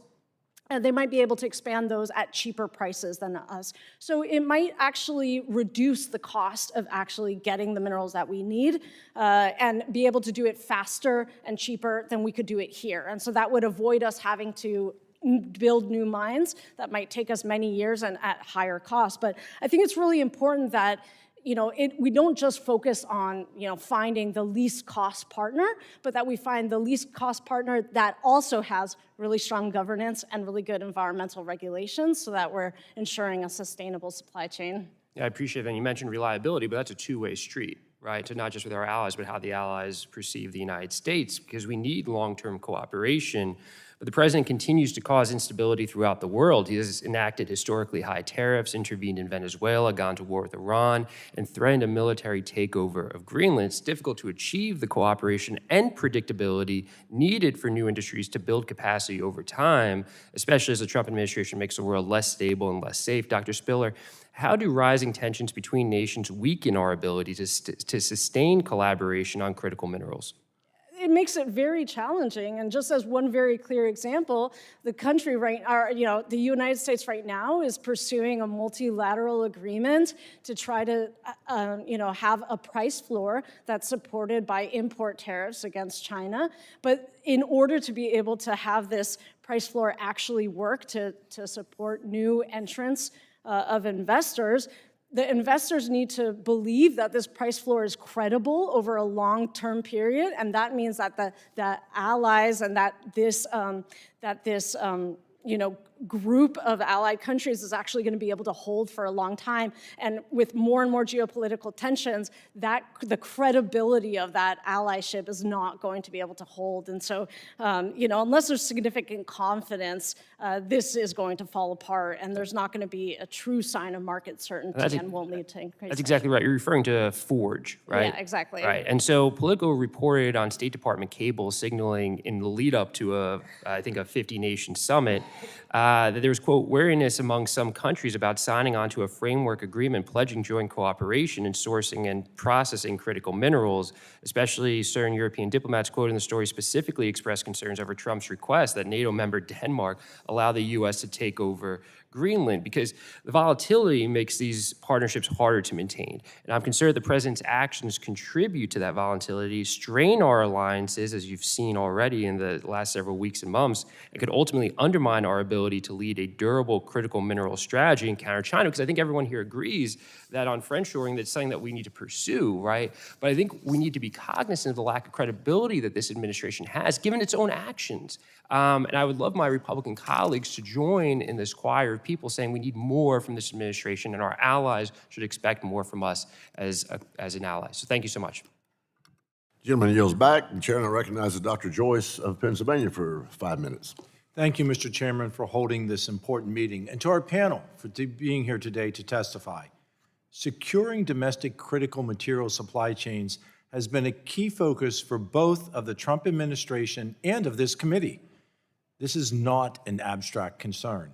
China currently controls the global critical minerals market and has already shown a willingness to place export controls on materials that are needed in national defense and in manufacturing sectors. Not only are we not significantly mining or processing these minerals domestically, but our current regulatory schemes are also making it harder to recycle the materials that we have already imported and could potentially reuse. Instead of crafting regulations to keep these materials in circulation domestically, the current framework often pushes the recovery of these materials right out of the country, only to be sold back to the United States again. Failing to update our regulations to address this issue has both economic and national security ramifications. We need to work toward a regulatory scheme that acknowledges the reality of how important certain materials and chemistries are to U.S. interests. Mr. Lehman, from your time at the Pentagon and now working in the critical mineral industry, what barriers have you seen to EPA considering the national security implications when creating environmental regulations?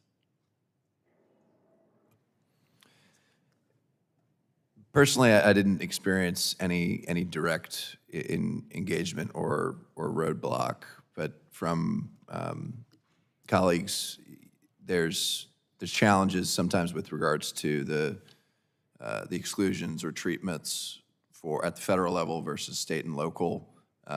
But for the EPA, I think there's a need to continue to look at legislative reforms, but also faster priority regulatory tracks that these projects can take, so that there's clarity around the requirements and the timelines to provide certainty for timeline to execution.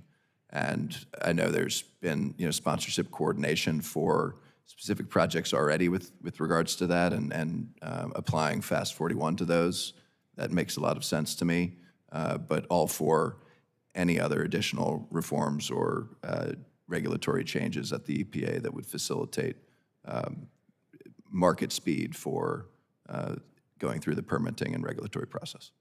Mr. Gubkin, earlier you talked about the life cycle of batteries and how the batteries and the parts that we need, the critical materials that we need, are imported, and we utilize those, and then they leave our country only to be imported again. Can you discuss how the reuse and recycling goals of the Resource Reuse and Recovery Act of 1996 are hindered by EPA's continued presumption of batteries as hazardous waste, putting the burden on recyclers like you to prove otherwise? Yeah, so as I mentioned, when you go and have a presumption of waste, then you wind up having to go through two different avenues, right? The one avenue being this RCRA AB permitting process, which is timely and burdensome, and it's very problematic for a startup and for an innovator. The other option that you wind up having is that you have storage in different areas between the processing and where you hold it. In addition, you have through something like Tosca these areas where when you're trying to manufacture something, you're trying to move it, you produce something, you have these requirements, and you're not able to distribute it within the country. So all these wind up combining and saying, we don't want to really have the materials here, it doesn't make sense. And it all pushes things so that you move it out. It does not make sense. I agree with you completely. And as we see those materials go right out of our hands, returning to our adversaries, only to be purchased back again, the recycling of batteries in that life cycle that you discuss, what should we be doing to appropriately classify regulations? And should there be additional legislation to protect and incentivize that recycling to create that life cycle to begin and end here in the United States? Yeah, I definitely believe one of the things that we are promoting is the Lithium-ion Battery Management Act, having something in that form so that you have the designation of these materials as the feedstock that they are, have the regulations that cover them basically under one roof so that it covers all these different aspects and you don't have EPA at odds with other agencies like DOW. So would you agree with me that inaction is not an option, that our adversaries are in control of the critical supply chain right now, and we in Congress need to craft legislation that allows the U.S. to once again level the playing field? I would agree with that, yes. Thank you very much, Mr. Chairman. My time has expired. I yield back. The gentleman yields back. Chair now recognizes the gentleman from Florida for 5 minutes. Thank you, Chairman. Rare earth metals, rare earth minerals are in just about every technology we could use nowadays, whether it's electric vehicles, hybrids, computers, cell phones, just about every tech you could imagine. And in the Inflation Reduction Act, we incentivize new and used EVs and domestic battery manufacturing. And we finally saw domestic battery manufacturing growing again. That was before Trump's war on clean energy. Since then, the president canceled $700 million in battery manufacturing, incentives that were already awarded.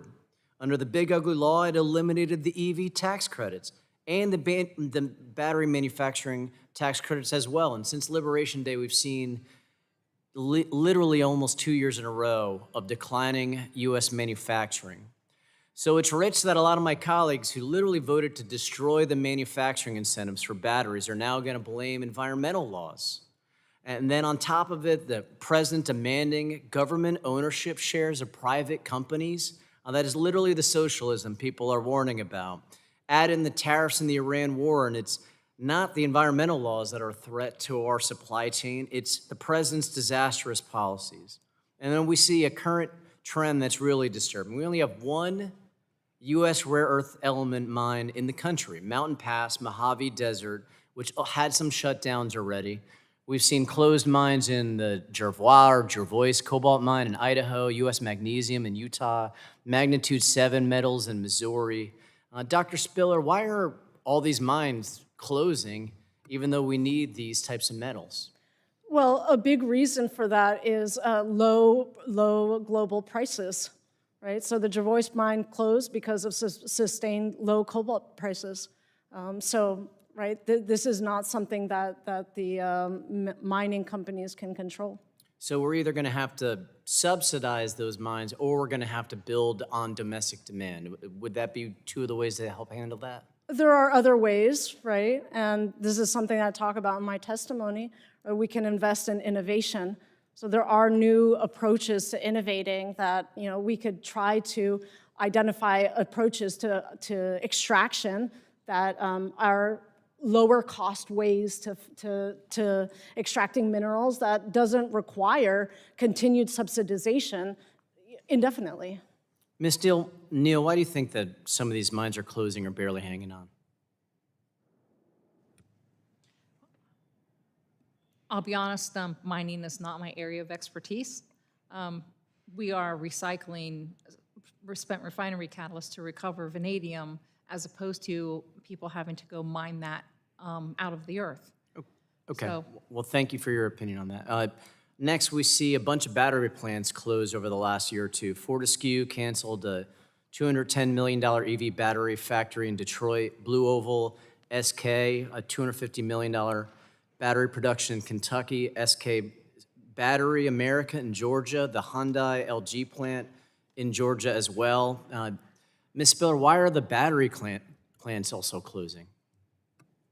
Well, battery plants are closing mainly because demand for electric vehicles are crashing. And I would argue that a big reason why demand for electric vehicles are crashing are because the policies at the federal level have reversed. And all of the policies that the Biden administration had put in place supporting electric vehicle demand have now been, removed by the Trump administration. It's at a tough time, too, because about 20% of new vehicles last year in Florida were either electric or hybrid. So we're seeing demand go up, and that's actually still kind of steady even after the IRA's gone, but we're losing the manufacturing to help produce these vehicles. Mr. Lehman, how do the tariffs in the Iran war affect our critical material supply chain? For the Iran war, speaking from an industry perspective, chemical processing being a critical input material has been referenced a few times during this hearing. Sulfuric acid is a critical component, not just for critical minerals processing, but also for oil and gas industry, for fertilizer.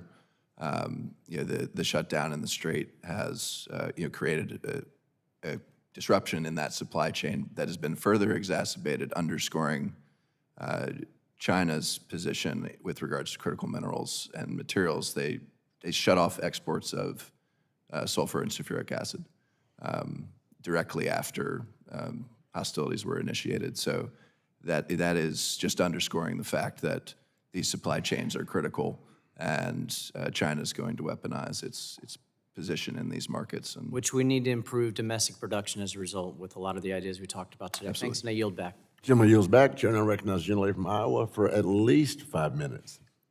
Thank you, Mr. Chairman, and for holding this important hearing on critical mineral supply chains. The United States certainly finds itself in a perilous position when it comes to critical minerals, which have nothing to do with this administration. China has pursued a long-term strategy for dominance across the entire supply chain, from mining to processing to manufacturing, while we were slow in the United States to respond. That began to change during the first Trump administration, which directed the federal government to develop a strategy for securing reliable mineral supplies. Congress built on that foundation through the Energy Act of 2020, and today the federal critical minerals list stands at 50 commodities, with more than 10 added just this past year. We have made progress identifying the problem. Now we need solutions. One area where I focus my efforts is building a stronger secondary market. My bill, the Recycling Infrastructure and Accessibility Act, establishes an EPA pilot program to expand collection and recycling capabilities, including in rural communities. And in one of my first terms in Congress, I was able to navigate a bill through that required the DOD or now Department of War to send its hard drives scrubbed and cleaned to the Ames National Laboratory in Ames, Iowa, to have the critical minerals, elements, and magnets removed in a safe process, and that is now ongoing. So the goal is simple: collect more, recycle more, feed those materials back into domestic refining and processing rather than sending them overseas. These industrial processes are deeply interconnected. The byproduct of one process is often a critical input for another, which means if we lose the ability to manufacture at any point in that chain, the ripple effects cascade through the entire economy. And that's not theoretical. The Biden administration learned it the hard way, prioritizing regulations that burdened or shut down American refiners without accounting for what we lose downstream. Ms. Spiller, just on the comment you made earlier, are you saying that without government subsidies, since we were talking about government subsidies, without government subsidies, the demand for electric vehicles decreased? Yes. Thank you. We have done our own modeling that shows. Thank you. I just wanted that question answered. I appreciate it. Ms. Neal, I come from an ag state, and since the beginning of the Iranian conflict, the price of sulfuric acid has increased by 30%, and I think this was mentioned just a moment ago, directly increasing the price of fertilizer during key planting season. Most people don't connect those two things. Phosphate fertilizers depend on sulfuric acid, which is a byproduct from refining oil. So if less oil is refined, we have less sulfur, which means we have less sulfuric acid. And even though sulfur is not on the critical minerals list, we see that there is a reduction in sulfuric acid. So from your position inside the refinery supply chain, how severe do you expect the sulfur shortage to get, and how long could it last? Thank you for the question. I really appreciate it. I've not focused on sulfur supply, but we are receiving catalysts from the oil refining, and the oils that are being processed that recover the vanadium also tend to recover sulfur. So I have not seen a significant decline in that arena. In contrast to our farmers. Mr. Lehman, how have federal critical mineral list influenced decisions about locating, processing, or recycling capacity domestically versus abroad, and are current policy incentives sufficient to shift that calculus meaningfully?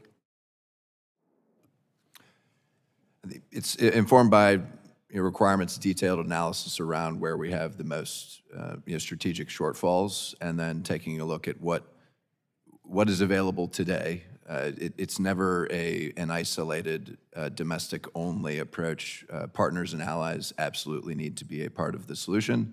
But if you're talking about the rare earths value chain and obviously very healthy magnet-making industry in Japan, but geographically that presents concern in scenarios where there's conflict. So that's why I get back to the point around the issue is not solved until the full value chain is solved, and it's not just raw material to finished good, it's the capital equipment and the things that we need to source to have the full system operate. Thank you. Mr. Gubkin, federal policy often frames domestic supply security in terms of new extraction. If you would answer this in written form, but I want to state it, how well do current critical mineral programs recognize recycled feedstock as a legitimate and scalable component of that supply base? And then battery recyclers operating in the United States face a regulatory framework under RCRA that's largely originated, and how would we classify that? If you could answer that for us for the record in writing, I would appreciate that, and my time's expired. I yield back. Gentlelady yields back. The chair now recognizes the gentlelady from North Dakota for at least 5 minutes. Thank you, Mr. Chairman. Appreciate it. Thank you all for sharing your expertise with us today. This is an interesting hearing and a subject that we're spending a lot of time on over and over on critical minerals and critical materials. Mr. Gubkin, am I saying that correctly? You are Gubkin, Okay, yes. thank you. I was interested in your testimony when you said by 2030, enough end-of-life EV battery packs will exist in North America to supply roughly half of the projected energy storage market.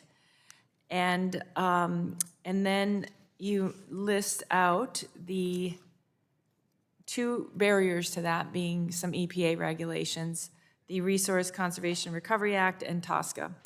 Can you just provide some more color on that? What do we need to be doing to prevent, to enable that recycling? Basically, we need to promote the idea that these materials are not waste and that they have a purpose, second life purpose in energy storage, and that is put as a priority for EV packs over recycling, certainly over shipping them outside the country. We get that priority straight by going in and classifying them as not being waste, but as the critical feedstocks that they are. Then it makes the market there so that they're recognized by those who produce them to supply them for second life, for repurposing, for energy storage. And then there's still the recycling market once they no longer have that second life to go and recycle them and keep the materials there to keep the life cycle going. So it's a classification issue at the EPA? I think that's a large part for where it starts in terms of energy storage. Yes, if you start out with a classification, EPA's 2023 memo on lithium-ion batteries said they recommend that companies classify these materials as universal waste, a subset of hazardous waste. Right when you start there, it starts the whole ball rolling in the wrong direction. So treating these as what they are changes what the regs are for them. It treats changes the mindset for them. It changes what those who are manufacturing and producing these materials, what they're going to do with them when they no longer need them in the vehicle, and put them on the right path so that they can be used for second life energy storage and then eventually for recycling in this country. The mindset change is something I want to explore a little bit more. This morning, we had a hearing, different subcommittee with the Nuclear Energy Regulatory Commission. All 5 commissioners were here. They talked about that agency changing from being a regulatory mindset to having an enabling mindset, and that it has been a sea change in the agency by all the employees. I'd like each of you to just briefly, I have 2 minutes, so you each get about 30 seconds, talk about if you were to advise EPA to become an enabling agency, what would that mean? What would that look like? Where should they start? And we'll just go down the line. Prioritization for what's important with a regulatory pathway that's got clearly defined timelines, responsibilities, and I agree that culture change is really important, and streamlining on permitting, NEPA reviews, that's another one. Yeah, excellent. Dr. Spiller? I think, you know, cross-agency collaboration is probably going to be really important, making sure that there isn't, you know, really focusing in on some of the issues that Redwood was talking about, you know, that there isn't cross-agency issues that contradict each other, basically. Excellent. Ms. Neal? Speaking in the framework of recycling, I think it's very important for the agency to really think about what the recycling process is trying to accomplish and focus on the realities of the situation. We'll say not go form over function, but really try to promote you know, the recycling and the reclamation that's available to us. Very good. Mr. Yeah, I'd echo a lot of what's been said. You know, the agency and interdivision within the agency alignment, prioritization of those materials that are critical to this country.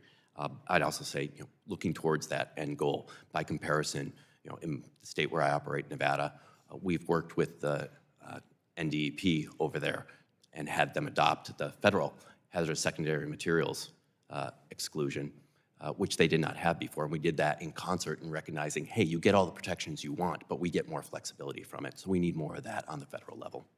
Excellent. Thank you. Thank you all again for being here. I yield back.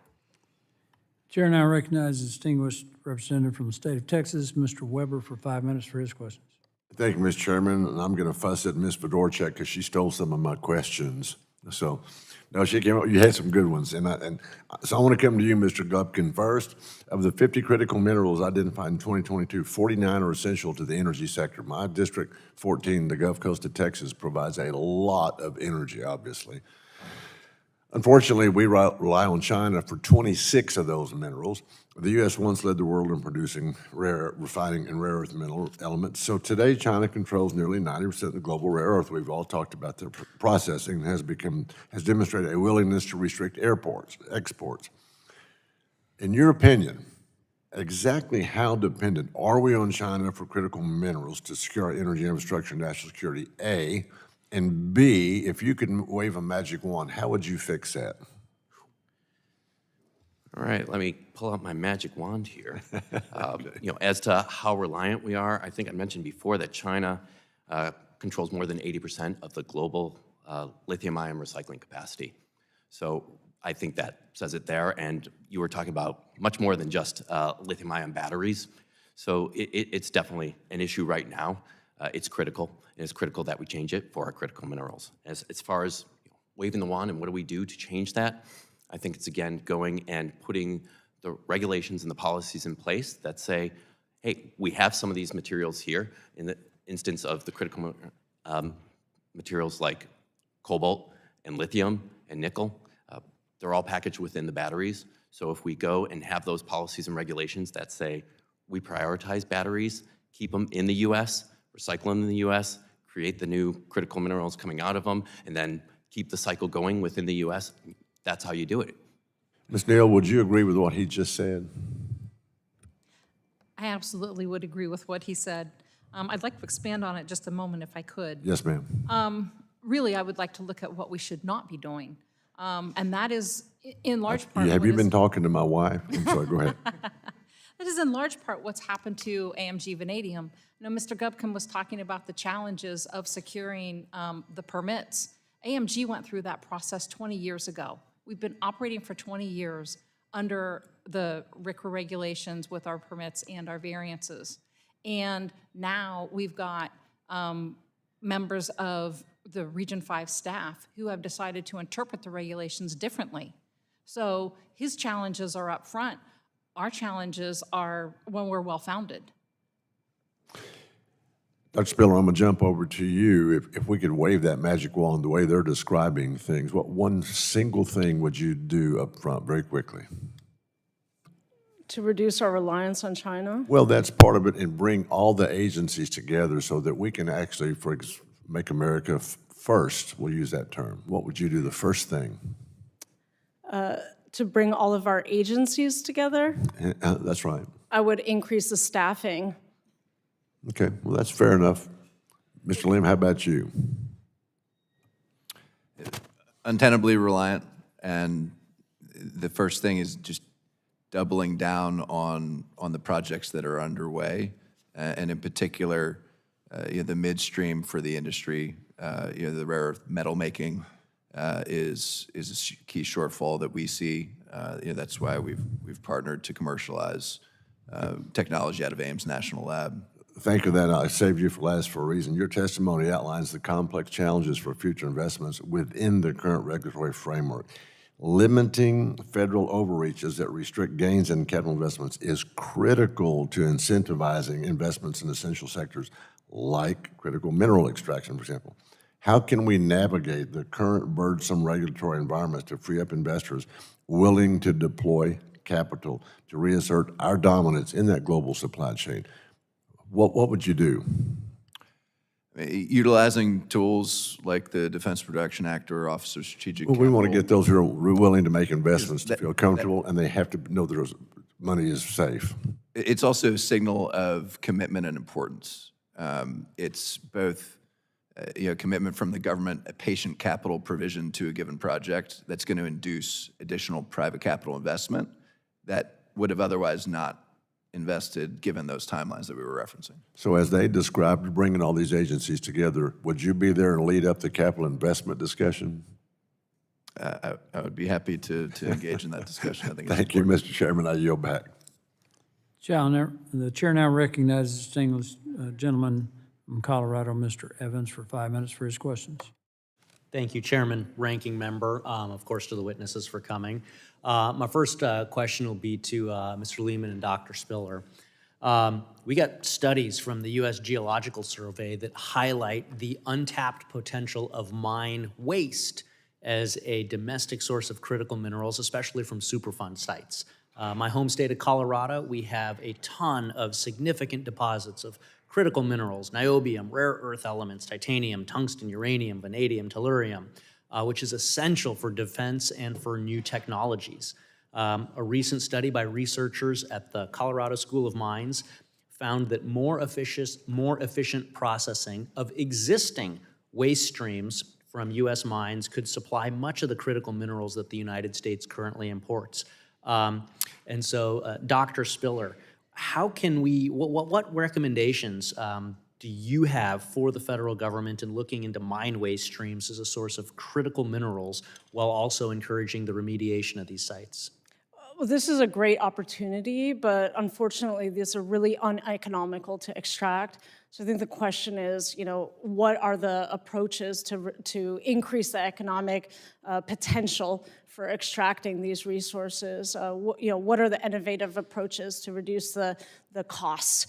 We also don't have a good sense of what the costs are, so more research, I think, into quantifying those costs and investing in innovative techniques to be able to extract them. So, Mr. Lehman, similar question. How can we support the EPA both through regulatory burden and then also the cost component of this by being able to address some of these legacy sites that already have to be cleaned up under Superfund and be able to make use of those waste streams in a better manner? The labs have done a lot of work as it relates to reclamation on sites like that. But again, the concentrations and what's going to be economic is one of the falling points. But if there is a scalable approach, I think there's a key need to leverage the R&D complex that we have in our labs and commercialize technologies that are going to innovate and leapfrog. Because the current state of the technology is 40 years old from when we offshored it originally. But in terms of helping the EPA, the ask would be if we have a clear business case here to commercialize the technology, work expeditiously with us to get that done. And so let's say for the sake of argument, you have that compelling business case. And so we're going to be facing, it sounds like, two barriers. The cost barrier, assuming the cost barrier could be addressed, how fast could we overcome that given the appropriate permitting and regulatory environment? And are there any changes that would be needed in the regulatory space to help make it more cost efficient? I mean, I've highlighted a couple, but getting into the fastest, most expedient track possible and giving it the strategic prioritization that these types of projects deserve is really important. Like, I'm not suggesting skipping key steps. I'm suggesting prioritizing and allocating the accountabilities, timelines, responsibilities to get it done. Thank you. Mr. Gubkin, so I'm going to come to you next. Batteries. We got to make more batteries. We got to make more batteries in the United States. I have one of the last all U.S. source battery manufacturers in my district. I'm happy to work with some of my colleagues across the aisle, Rep. Ruiz. We've got the Critical Minerals and Manufacturing Support Act to make sure that we're doing work to continue to promote this critical industry here. From Colorado, we also have lots of, unfortunately, wildfires in the state of Colorado. So what sort of policies can we do to make sure that if there are battery components or batteries themselves, whether small scale or grid scale batteries that are damaged in wildfire or other natural disasters, what sort of policies or recommendations do we need to do to be able to recover those better? So if I understand your question directly, it's about batteries impacted by wildfires and how we address those. Currently, my understanding is when that's happened, California, Hawaii have both had some incidents where there's been issues with battery fires, and EPA comes in and treats those sites as a Superfund site. They take control of it, and they tightly control what happens with those batteries, who they go to, how they're recycled, and there's a full process that they go through of auditing the sites and whatnot. Understanding that for the most part, frankly, I don't think all that is necessary. A burnt battery, actually, for a recycler, has the same critical minerals as a brand new battery. And so the process is the same. Redwood Materials helped out with the Maui fires. We are looking to get involved, I believe, to help out with the Moss Landing material that's there. And so just by, again, cutting through some of the red tape and letting these materials go to those facilities that are able to take them, then we can go and quickly ramp up the amount of feedstock that those facilities need to go and recover those critical minerals. Thank you, and I'm out of time, so yield back. Chair now recognizes the distinguished gentleman from Ohio, Mr. Baldwin, for 5 minutes for his questions. Thank you, Mr. Chairman. Thank you all for being here today. I'd also like to welcome my dear friend, Jane Neal, a constituent of the Ohio's 12th Congressional District. Ms. Neal, thank you very much for participating in today's hearing and telling AMG's story. We've had many discussions over the years about how Congress can help expand domestic manufacturing and processing of critical minerals and materials. Can you discuss some of the ongoing regulatory hurdles AMG is facing and how my bill, H.R. 7523, will help provide long-term certainty for the domestic production of these critical minerals? Congressman Baldwin, thank you for the opportunity to talk about this, and thank you for your support in the bill that you have taken to the House. As I said a few minutes ago, AMG Vanadium has been processing spent catalyst and reclaiming the vanadium and nickel and molybdenum from it for over 20 years. We've been doing this under a RCRA variance, and it has been determined through that entire time as a legal process. Recently, members of Region 5 staff have started interpreting the regulation differently and have now determined that, or decided that our process is not legitimate recycling, but rather it is something more akin to trash disposition. They've made this change without any change in the regulation and without any change in our process. So what we have requested, and your bill is going to deliver, is some certainty for us. It is clarifying the existing regulations. It's not deregulating, it's not weakening the safety and environmental stewardship that AMG is required to provide, but it provides us with long-term certainty that will allow us to continue this process, which allows us to be the domestic source of ferrovanadium for the United States. So we talk about, the challenges of China.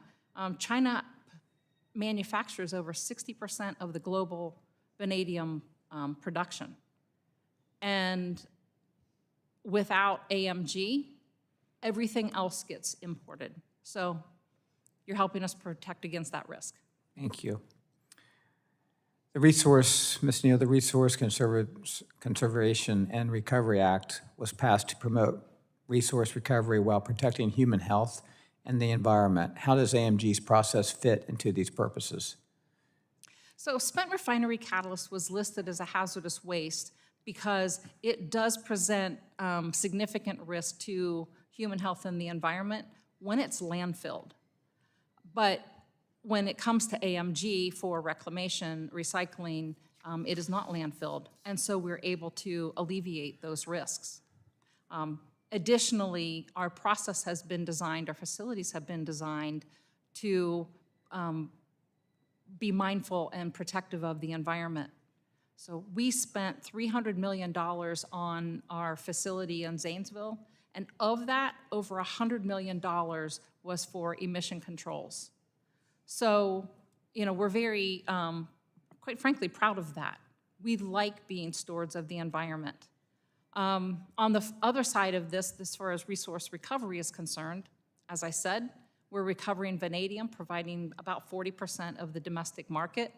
Additionally, we have found beneficial use markets for every other product and byproduct from our process. So we have over 99% conversion from hazardous waste to saleable finished goods. Thank you, and I'm glad that you brought up the investment.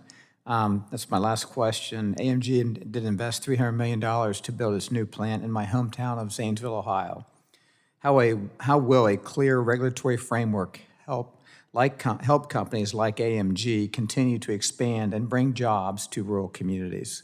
You've got about 20 seconds. Well, speaking directly to AMG, we are contemplating another expansion into the vanadium oxide and vanadium electrolyte that will supply electrolyte to grid-scale batteries to support the energy market.